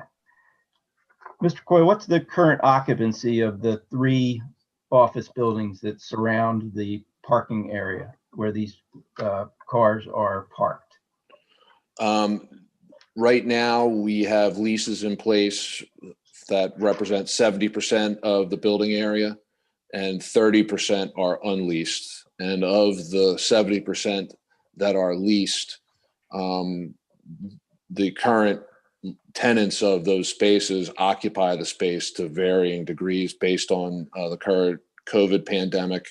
I'm sure everybody is aware lots of office occupants work in a virtual environment now. Some tenants work 100% virtually, and they have a very small or reduced staff on site. Some tenants work on a shared A/B team schedule so that they reduce headcount, promote social distancing. So of the 70% that are leased, the policies vary from tenant to tenant. That's an individual decision that each tenant makes, but there is a far reduced headcount that's actually in space in the buildings, and with fewer people, there are far fewer cars being parked on a daily basis. Okay, Mr. Coy, how would you characterize a 30% vacancy for an office building in this market? Based on my experience as both a market participant, as the owner as somebody who works for an entity that owns, operates, buys, and sells these properties, and also my prior career as a member of the Appraisal Institute and a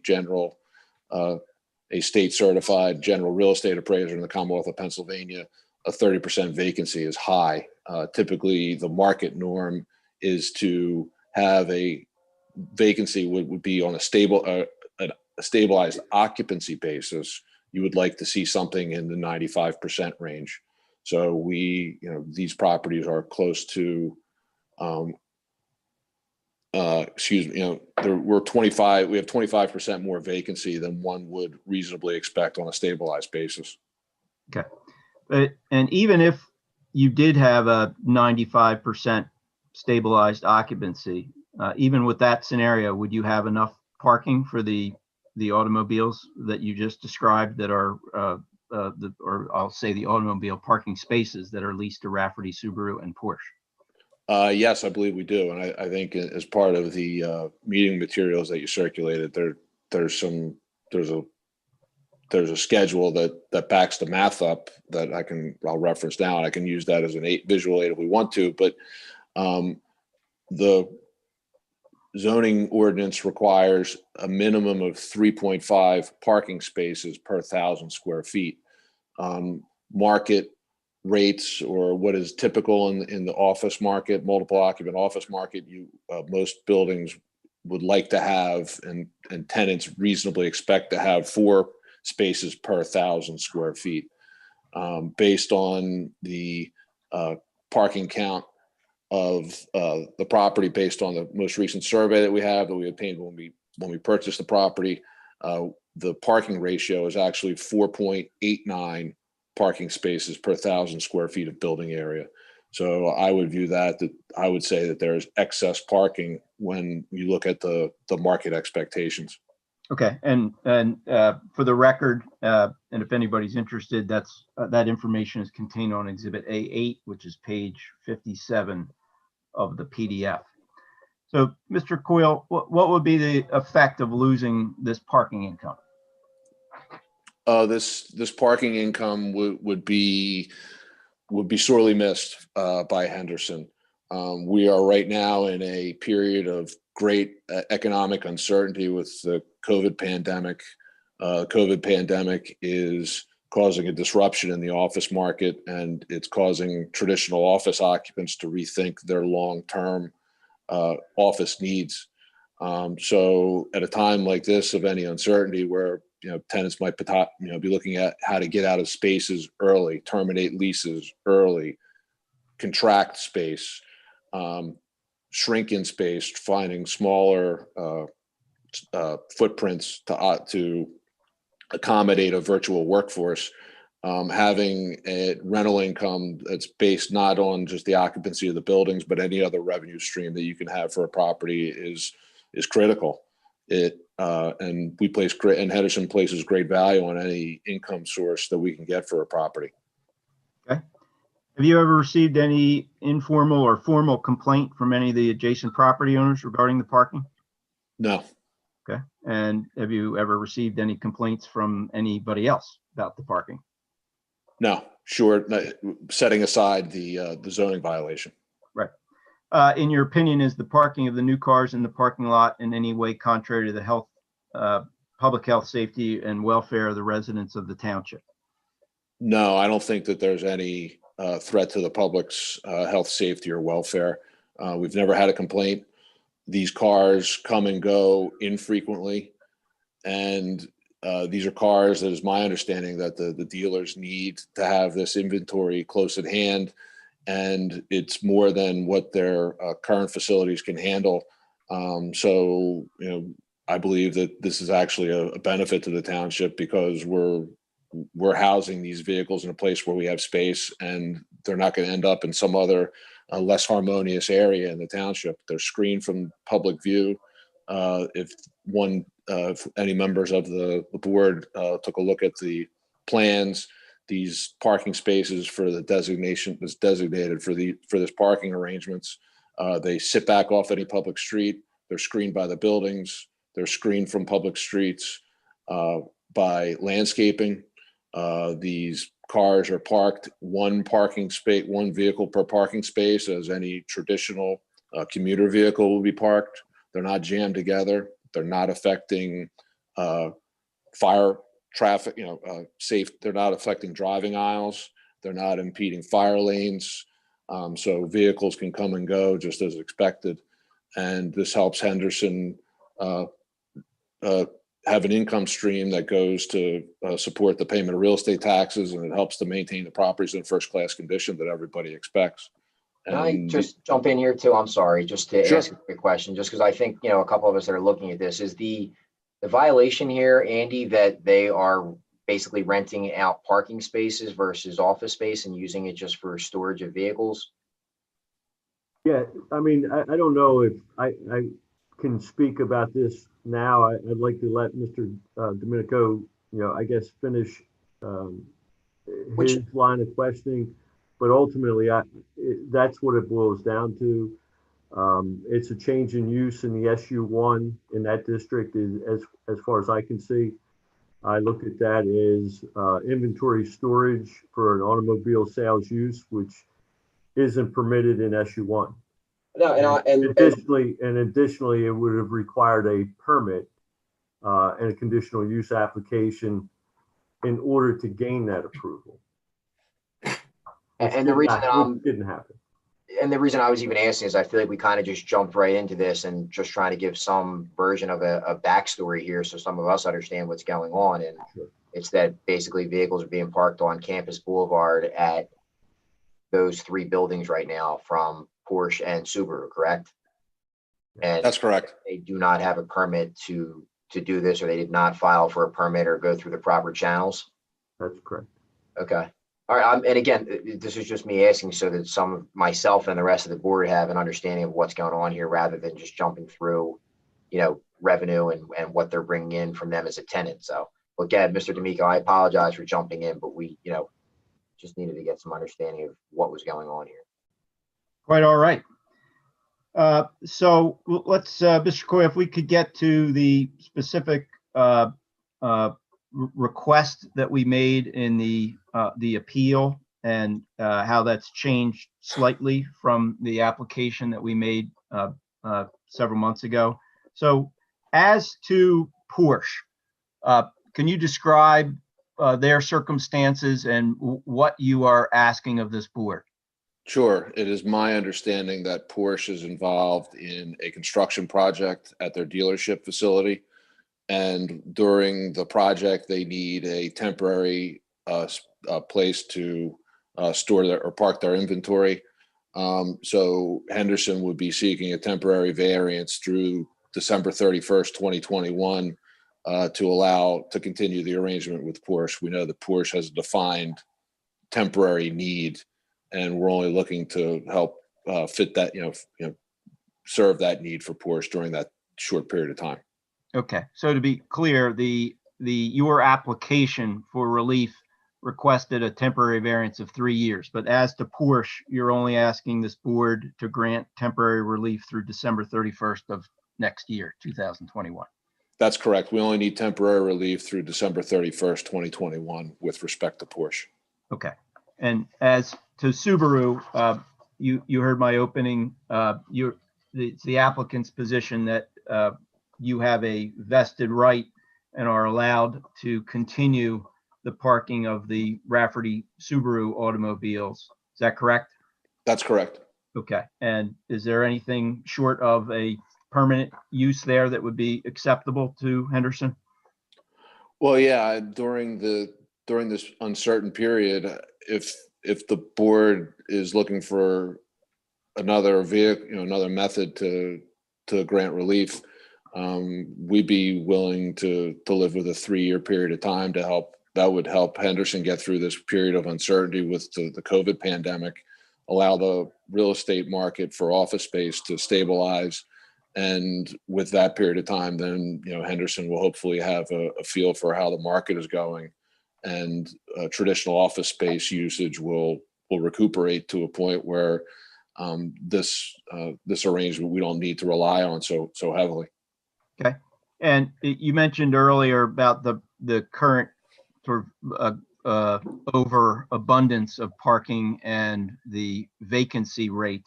So do you foresee any circumstances where you would be leasing your office spaces to tenants and you would be running short of parking during that period?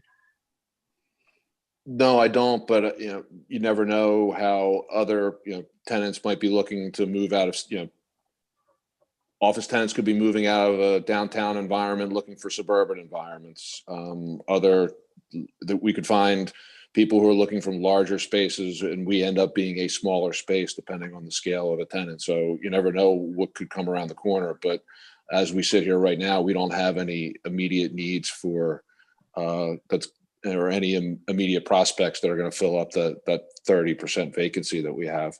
But if those tenants did materialize, we would look to terminate those short-term agreements, even for Porsche, and use the 30-day kickout clause, because we would anticipate getting a much higher rental return from traditional office occupants, and they would expect to have usage of the parking space without having to share that with anybody. So we would look to cater to the needs of a traditional office occupant. So in that, I would say, unlikely circumstance, we would terminate our agreements with Rafferty and Porsche. But until that time, we'd like to have the flexibility of keeping that income stream. Okay, thank you. Mark, Sheridan, Mr. Coyle. I'm sorry to interrupt. I just want to understand that 3-year consideration. Is that for 3 years continuing the current license under the existing terms, the month to month with Rafferty, or is it something beyond that? Mr. Sheridan, I think if I didn't articulate it properly, we would like a period of up to 3 years. But if during that period of time, a traditional office tenant came to us and wanted to lease space and needed usage of the parking lot, we would terminate the Rafferty agreement to make room for a traditional office occupant. I did understand that, Mr. Coyle. Really, what I was trying to get to get an understanding that the 3-year would be a continuation of the existing license. It wouldn't be a new license. It wouldn't be an expansion of the current license. It would be the license that exists now. Yes, it would be a license for 100 spaces on a month-to-month basis. Okay, thank you. Sorry, go ahead, Mike. Yeah, so, I'm not a real estate guy and I'm not an attorney, but it's your position that the township is incorrect in finding fault with the Subaru lease, correct? I mean, it's your belief that the Subaru lease, as it existed previously and as amended, is perfectly legal within the zoning ordinances of the township. Is that correct? Well, I'll respond to that by saying to get back to the beginning of my presentation, our position is that we have a vested right, which is really a sort of a not very often used term in zoning, but it's a category of zoning that talks about having a vested right based on reliance. Basically what I said, the Henderson relied and did due diligence. As part of their due diligence, and they had that letter on our letterhead signed by Andy, correct? Right. And that's what they're basing that vested right on? Right. Well, again, the factors are the applicant has to show it's done its own due diligence. It relied in good faith on that. It expended substantial unrecoverable sums, and that there is an absence of injury to the public interest. And I just question on the lease anyway. You stated that Rafferty's been a tenant there since 2014. Is that correct? Correct. And has been doing this, using it strictly just to park vehicles there since 2014? Correct. Okay. And Andy, just to ask you, is that something, was the Yeah. township not aware of that they were doing that since 2014? That's my understanding. Obviously, I wasn't here in 2014. I came on board full-time with the township in January of 2017. But no, so the file does not reflect that there was any application ever filed for the property in order to change that use or to bring in that tenant. I don't know if I can continue. I don't know if Mr. D'Amico has anything further that he wants to add. I'd like to speak to the vested right issue as the zoning officer.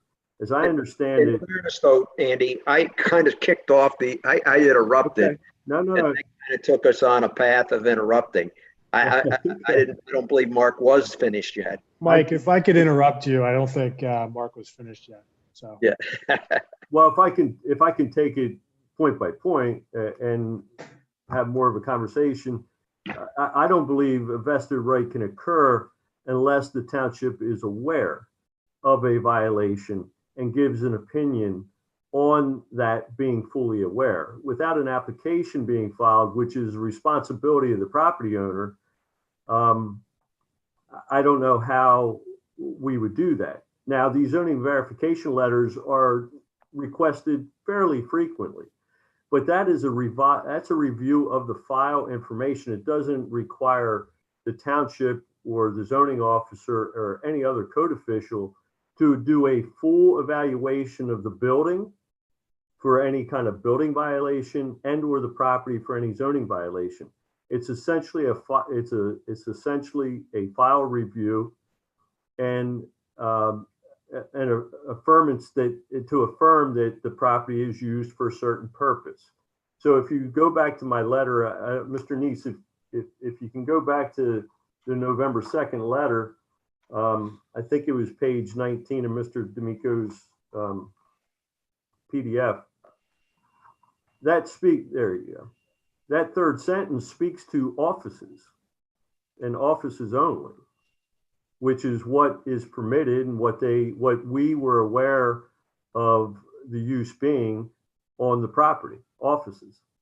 I mean, could there have potentially entered into an agreement to use it for retail that we were unaware of?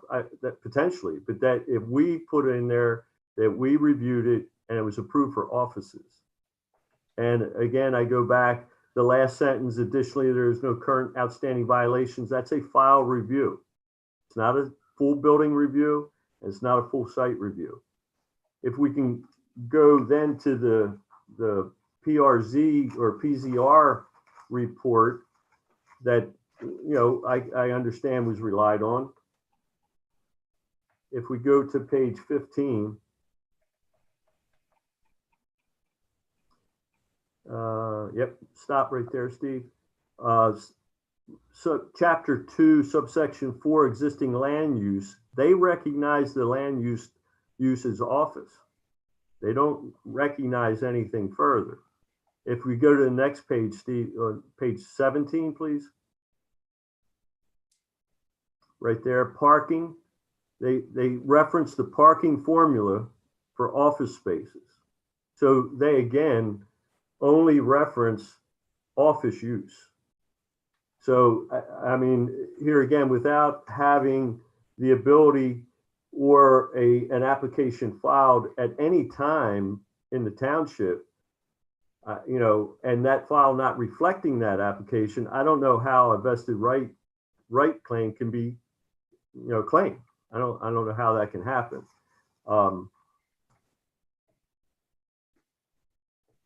And has Rafferty been paying $5,000 a month since 2014? If you're asking me, I wouldn't know that. No, I'm sorry. I'm asking Mr. Coyle. I can only speak to what the documents say. I know that the Rafferty has been paying. It started out.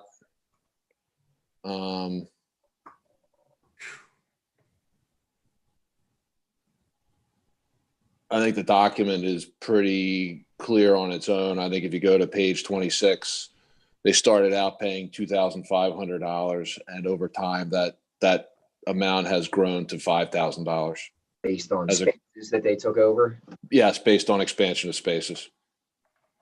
And the other issue in as far as timing goes, as I understand it, the Rafferty Subaru project was in the process of being planned, and they were going through planning and land development approvals in order to do the renovations and expansions on their physical site. And obviously at that point in time, I think the township could understand their need to store cars elsewhere. Now, I don't think that gives them the right to do it without a permit, but I think it's understandable. But that project is now fully constructed and fully built out. And on top of that, more recently, Rafferty Subaru has installed a building that, without a permit, that is taking away inventory storage spaces, that is causing the need to store cars off their site. So all of these things kind of have a buildup. Now, Porsche, I think the township could understand and potentially look and side with an extension of time until the Porsche project is complete. I think that would possibly be fair, because their project is in the same position Mr. Rafferty's was, or beginning to be in 2014. Mr. Coyle, could I ask you a couple questions? I think we're kind of hopping around here. This is Mike Sheridan again.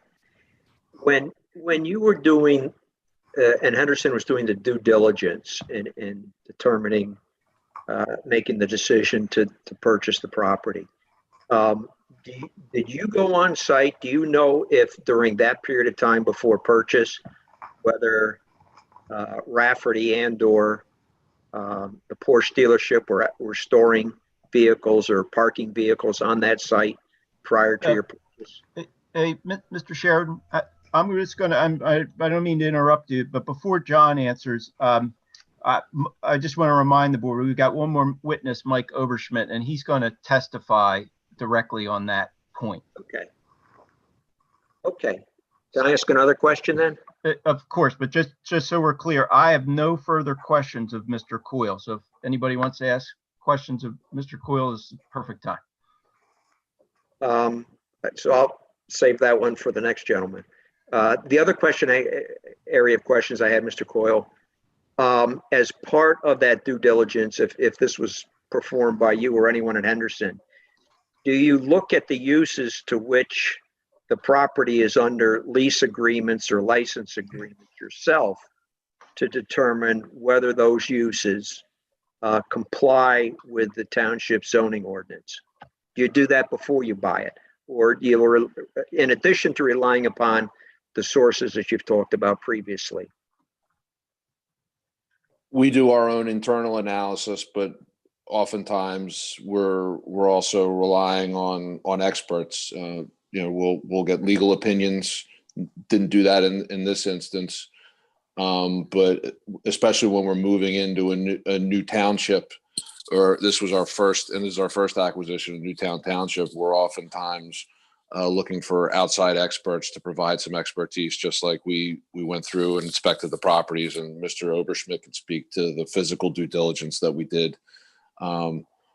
But yeah, we'll do our own look, but we're heavily guided by outside experts that we pay good money for and rely on, and would not have paid the money had we had a clean zoning letter, and our lender would not have lended us the money unless that report came back the way it did.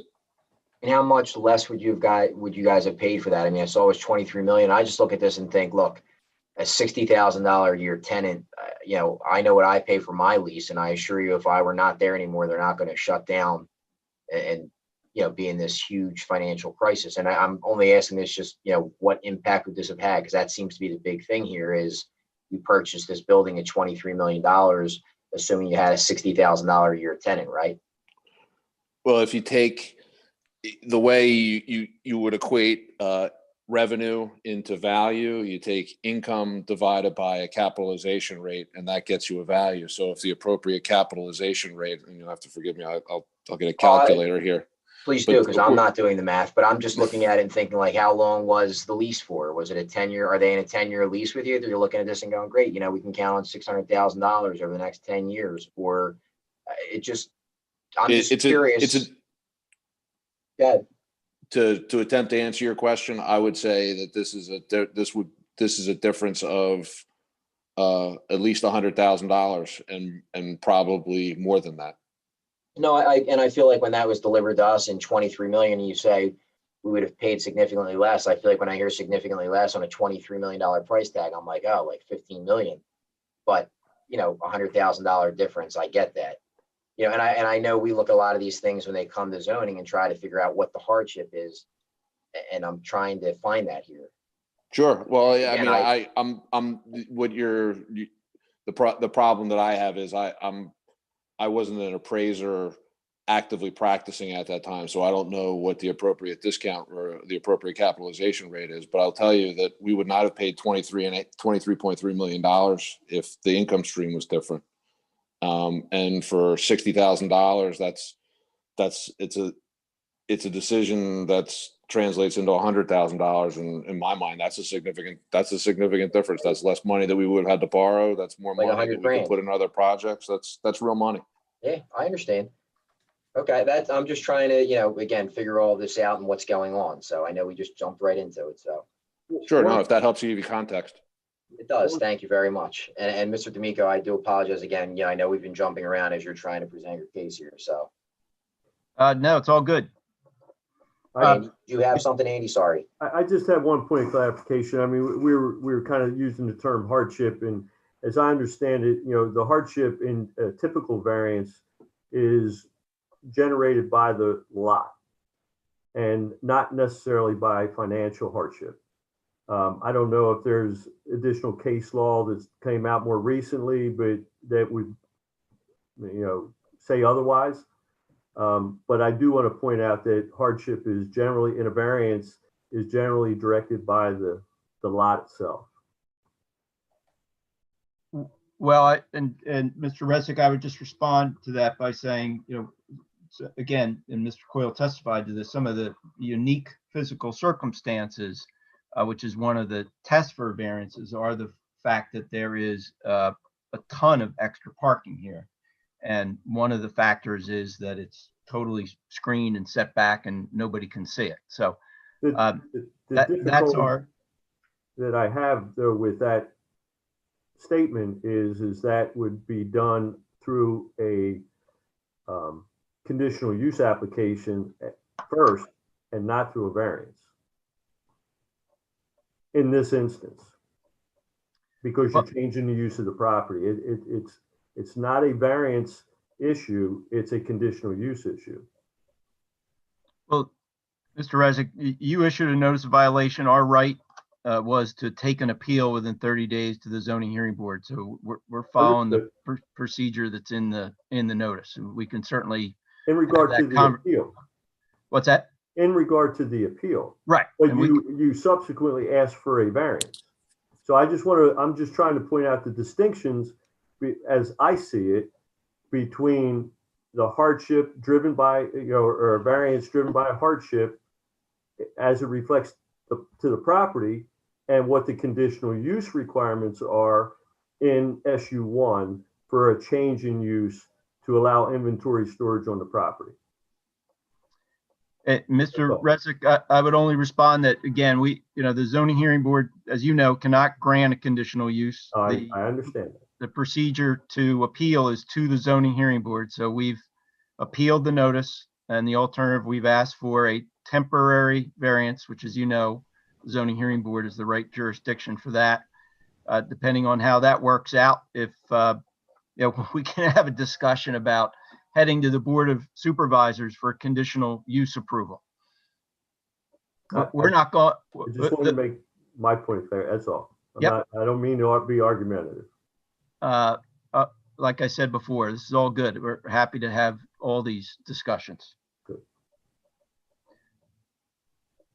If it pleases the board, maybe we'll just have Mike testify, and then I'm sure there'll be questions for Mike. And if there's other questions for John, we can hit them all at the end. Sure. Okay. Mike, you want to give your full name and business address again for the record? Sure. It's Michael Oberschmidt, and my address is 112 Chesley Drive. That's in Media, Pennsylvania. Okay. And you're employed by the Henderson Group? Yes, sir, I am. Okay. And how long have you been employed by Henderson? I'm now in my 27th year. Okay. And what are your duties for the Henderson Group? My primary duties are I act as a property manager and a construction manager for the Henderson Group. Okay. And were you part of the acquisition team for Henderson? Yes, I was. Okay. Tell us a little bit about what you did. Well, I acted, I was a part of a team leader from the acquisition team, leading up the charge to inspect the building from both inside and outside, the physical structure, the exterior, the roof, all the interior mechanical systems of the building, including parking lots, the entire site of every of the 5 buildings that we purchased. Okay. And how many times did you personally inspect the property during the due diligence period? I was on each one of the properties at least 4 to 5 times prior to the settlement. Okay. And each one of those properties, which properties you're talking about now? 11, 14, 15, 17, and 18 Campus Boulevard. Okay.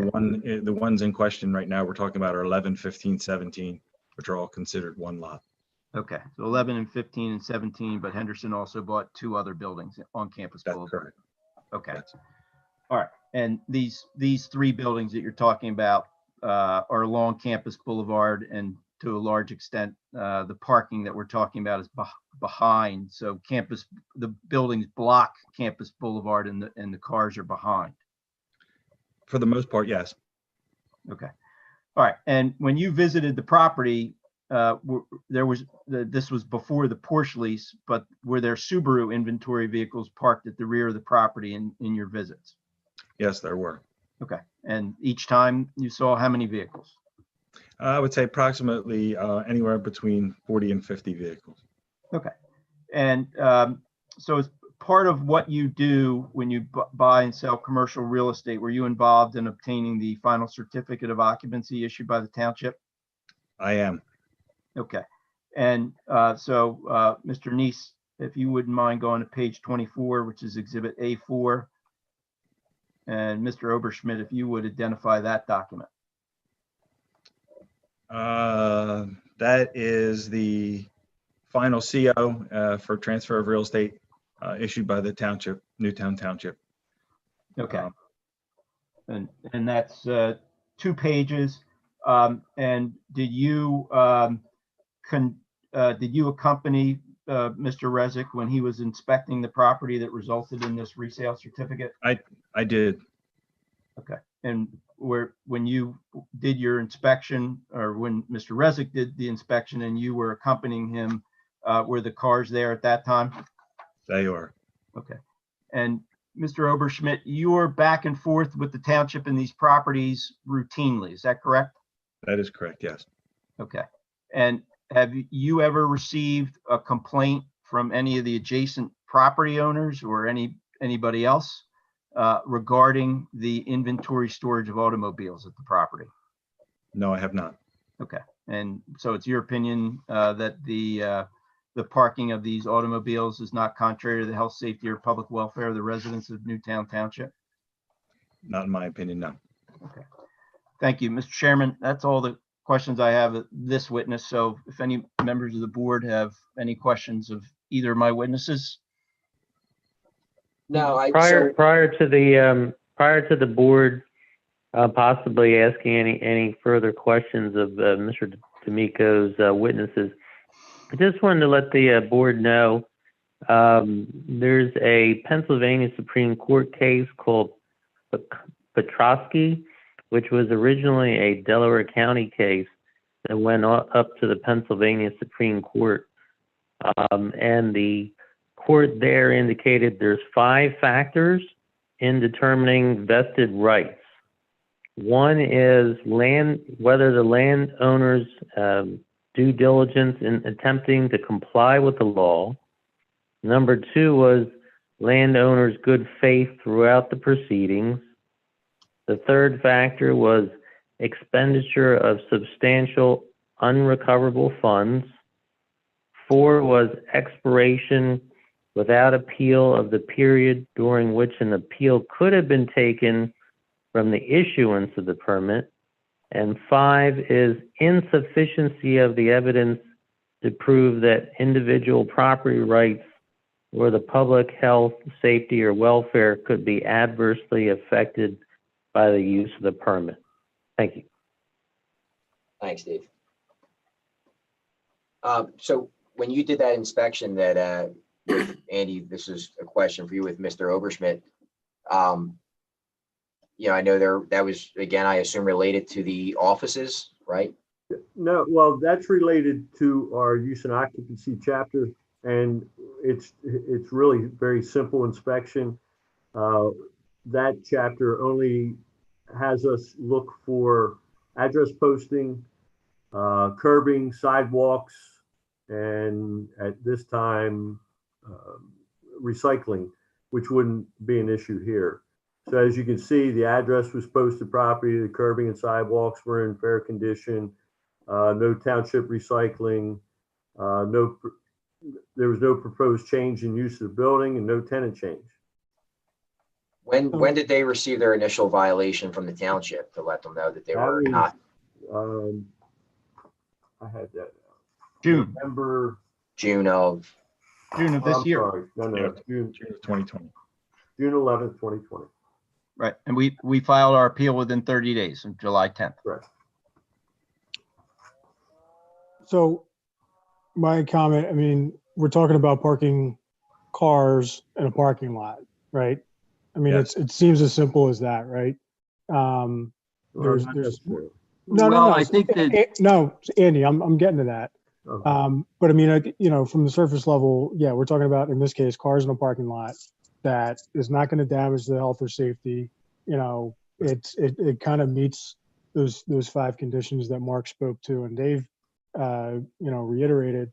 But I think, my issue is I don't think you do have, because Andy's review was only he doesn't have access to private leases, so he wouldn't have been able to even tell you that you're in violation in that letter. I don't know where the inherent right is there. You know what I mean? And sorry, just to one more thing, even on top of that, did you mention that they or Henderson has the ability to kind of walk away from the lease with 30 days notice at any time anyway? Yes, we did mention that both these leases are month to month. Right. No, and I only say that again in looking at the calculation and worrying about, having this tenant for a $60,000 a year lease. And I know I keep going back to that, but, there seems to be so much revolving around that for this case here that, again, they could end that lease tomorrow. And then where are you at? And I would make note that at the time in which Henderson took this, it was a $2,500 a month lease. It was 50 cars. It was increased to 75 cars in March of, according to the lease, in March of 2019. And in February of 2019, and in March of 2019, it went to 100 cars. So at the time, if we're using it, if the argument is the use of that, it was $30,000 a year, not $60,000 a year. Okay. Right, and during the time from What when was there too? to Wasn't. right, they then added a tenant and increased the capacity, at which time they just assumed that they had the right to use that property for parking cars when they made those increases. No one called or filed a permit Right. at that time when they introduced Porsche to the site. Okay. All right. And I would make note, and just so that, when Rafferty originally went through their construction process, I know that before this board, they had come in related to having to park cars at the Garrett Williams Foundation at the place there. And Kevin, you're shaking your head. You may have remembered. You may have been on the board at that time. And the township did not oppose it. And I would say that from a standpoint that in regards to what's happening with Porsche, we are not in opposition if it's a short-term situation. We're not out to hurt our businesses in town. And so I do not believe, having spoken to our board, I think I can comfortably say that the township would not oppose the Porsche lease continuing to I believe they asked for December of 2021. I'm assuming that was when the projected end of their project is. And if that's the case, I think the township would be okay with that. We just would want the variance to be issued, or I believe it's actually a conditional use, but we just want that stated in that process. And that's all we're deciding on tonight, are these conditional usage for the extension of the Porsche and the conditional 3-year for Subaru, at least for Subaru, or indefinitely, which was originally requested. Could someone just clarify, because it seems like we're just the two issues are to extend the conditional use for the Porsche dealership, but then correct Joe, like you're making a decision on the appeal for the violation. Yeah, if it pleases the board, let me just try. As to Porsche, it's very simple. We're asking for a temporary use variance to use the parking spots for new inventory cars for Porsche. And that temporary variance would run through and expire on December 31st, 2021.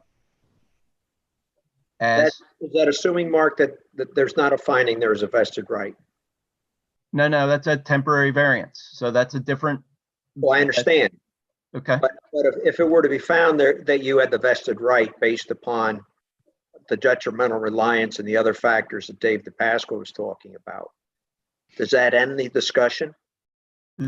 That does end the discussion. As a practical matter, Porsche will be gone at the same time, but that's correct. I'm really focusing on the vested right on Subaru, because that lease did exist prior to us looking at the property during the entire process that we bought the property, and then obviously subsequent. So our position there is that Henderson has a vested right, and Rafferty can continue to park cars there indefinitely.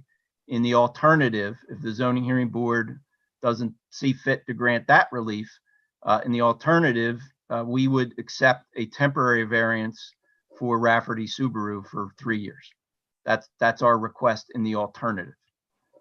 And just to some of the board members that are on here too, this isn't a decision that we have to make tonight too. We can have a discussion. We don't have to make a ruling. We can at least close out the record, have that discussion, and whatever terms we want to try to work out and present. Just letting you guys know, because I know we have some new members here. So, Mark, what the 3 years for Rafferty? What's going on at Rafferty's? I understand the Porsche. I drive by West Chester Pike. I see what they're doing, but Rafferty, my understanding is the construction is completed. So what is it that requires 1 year, 2 year, 3 years? Sounds arbitrary, whatever. I'll let Mr. Coyle speak to that. He had a recent conversation with Kevin Rafferty. John? I did have a conversation with Mr. Rafferty, and Mr. Rafferty indicated that they would be interested in leasing spaces from Henderson on an indefinite basis. They believe that they have a need. But the idea of the 3 year period would be that if the board doesn't see clear on the vested right argument, that Henderson, and it's not an analysis driven on Henderson, it's driven on the unique circumstances of the property, that it would be a consideration for Henderson to have the ability to keep that income stream in place. And since we relied upon it at the purchase, it would at least give Henderson a bridge through this period of uncertainty. And then hopefully at that point in time, the real estate market would reach a stabilization point, and occupants and owners of office buildings would have a better understanding of the market dynamics. At that point, I think Henderson would be able to court traditional office tenants. all right. I'd love to, if anybody doesn't have any further questions here, I would love to close this out and make a decision. But, I just feel like I have a lot of thoughts, obviously, to discuss with the board here. But again, just going back to this, just feel like it's a financial thing here all around. You had them at $30,000 a year back in 2014, and now we're at 60,000. And, you're supposed to have so many square feet parking spots that are equal to that. So you now say, hey, great, we're not going to rent out this office space because we flipped that for parking spaces instead. And I just feel like the whole thing here is we're setting a precedence for what people can do in the future, is my take on this too, that now somebody can rent out space to park cars at. I have a question or comment. So, appreciate all the dialogue back and forth, understanding, what's going on here. But I guess the question I'm left with is what's preventing Henderson from putting in an application to rezone or consider other options rather than just a continuance to, be out of compliance with, with the zoning for that property. To change the use of the property, because I feel like if we extend this 3 years, I'll be back. If I'm still on the zoning hearing board, I feel like I'll be doing this meeting 3 years from today. If I can add, the township is underway in a zoning rewrite, and there's been a lot of discussion about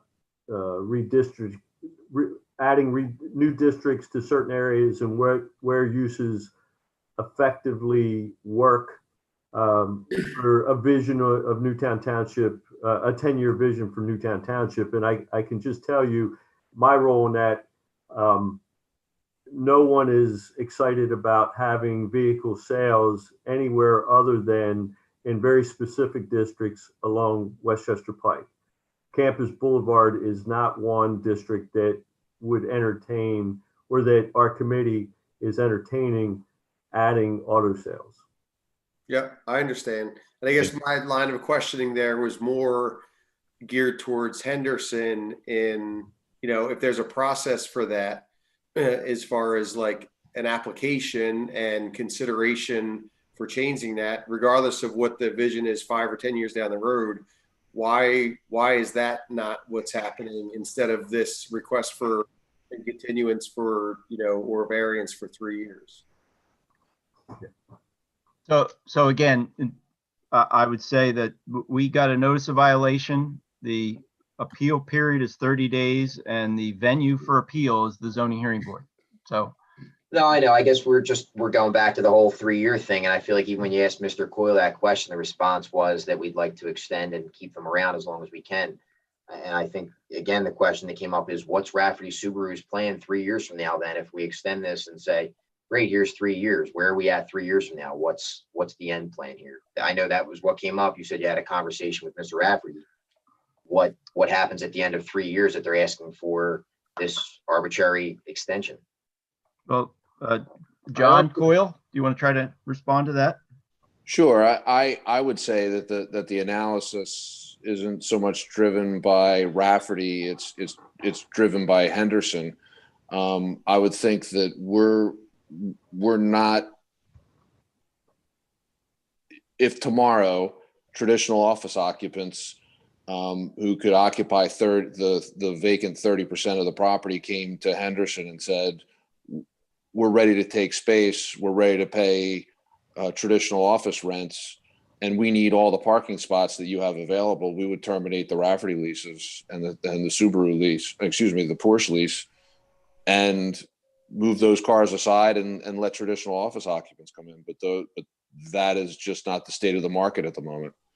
And while that's not the state of the market, this is an income stream that traditional office occupants look for, and from a vested right perspective, we look at this vested right as the township approved 4.89 spaces per thousand back when this development was made, even though the zoning ordinance only says 3.5 spaces per thousand. So we believe that there was an acknowledgement that this property was built for something more. And two independent data points are the letter of no violation and the issuance of a use and occupancy on the transfer of the property that did not cite any violations. That the zoning officer, even though it's the township's position that this was a ministerial review, that's nowhere stated in the documents that we have, and we know that there was a full chance for the township to undertake a full review. And we know that the township zoning officer has been on the property. So I think one can look at this as being a vested right. But if we were to look at it, and as Mr. D'Amico said, our only recourse to appeal the violation is to come before you to the zoning hearing board. And we can only ask for relief that the zoning hearing board is legally entitled to grant. So if there are other reliefs for us to undertake, that's a discussion to have with the Board of Supervisors that we've been greatly trying to engage in. And we're happy to do that. We look at ourselves as good corporate partners. We would like to think we're good corporate citizens. I know that Mr. Oberschmidt has a good working relationship with Mr. Neese and the rest of the township staff. So we're happy to engage in that dialogue on a parallel track if that's what we need to do. And we very much and look forward to having productive discussions. But as Mr. D'Amico said, we're somewhat confined to the type of relief that we're allowed to ask for. So we took great thought and great care in trying to come to the board with relief that this body is able to grant. I'd like to make a point. I mean, I do agree that the zoning hearing board is the appropriate place to address the appeal, the notice of violation and appeal of that. However, I think the variance request, especially for the duration that's being asked of 3 years, is effectively putting the zoning hearing board in a position of rewriting the uses allowable in the district without going through the formal procedure. I just wanted to throw that out. Did the township want to see if there could be a joint request tonight for a continuance to next month to have township individuals attend next month's meeting to further discuss this and possibly have additional settlement resolutions proposed? Which township individuals are you talking about? The supervisors board? But that would require advertising. That would, I don't know that we could do that, Mr. Well, I mean, I guess I could take something back. I guess the two questions I have, is there a timeline in which this board has to make a decision based on what it's heard and based on the application? Yes. Well, That's where I was heading. If the township was interested in trying to propose some sort of settlement in this matter, I'm sure we could pester Mr. D'Amico to join in a continuance request, because I'm assuming that this is the cars are allowed to park there, temporarily until this is resolved one way or another. So I didn't know if the township wanted an opportunity to have additional settlement type of negotiations. Well, David, I would say this. As you know, the township has 45 days, or the zoning hearing board has 45 days to render a decision after the record has been closed. So one suggestion might be to leave the record open tonight. We don't really have anything more to put on, but that would leave an opportunity for the township to put something on or to put on a settlement discussion. And if that doesn't occur, then at next month's meeting, you can simply close the record and you will have had 30 days on the assumption that there would be no further evidence. And you can consider obviously everything that's on the record tonight, and you could then make a decision at the next meeting. And that way, you're not losing any time. So I'll do it either way. If the board would like us to close the record, we're done presenting testimony. If the board would like to leave the record open on the chance that the township might want to put in some sort of settlement discussion or any additional information on the record, then the applicant would agree to that. I mean, I have no issues with leaving the record open, and obviously if that doesn't happen with the township and, other members coming in here, we can at least have a decision prepared just in case. So we can close out the record and make our decision at the next meeting. Right. Mr. Neese? From the township's perspective, I'll agree to that, and I'll throw it back at the board and see what they want to do. All right.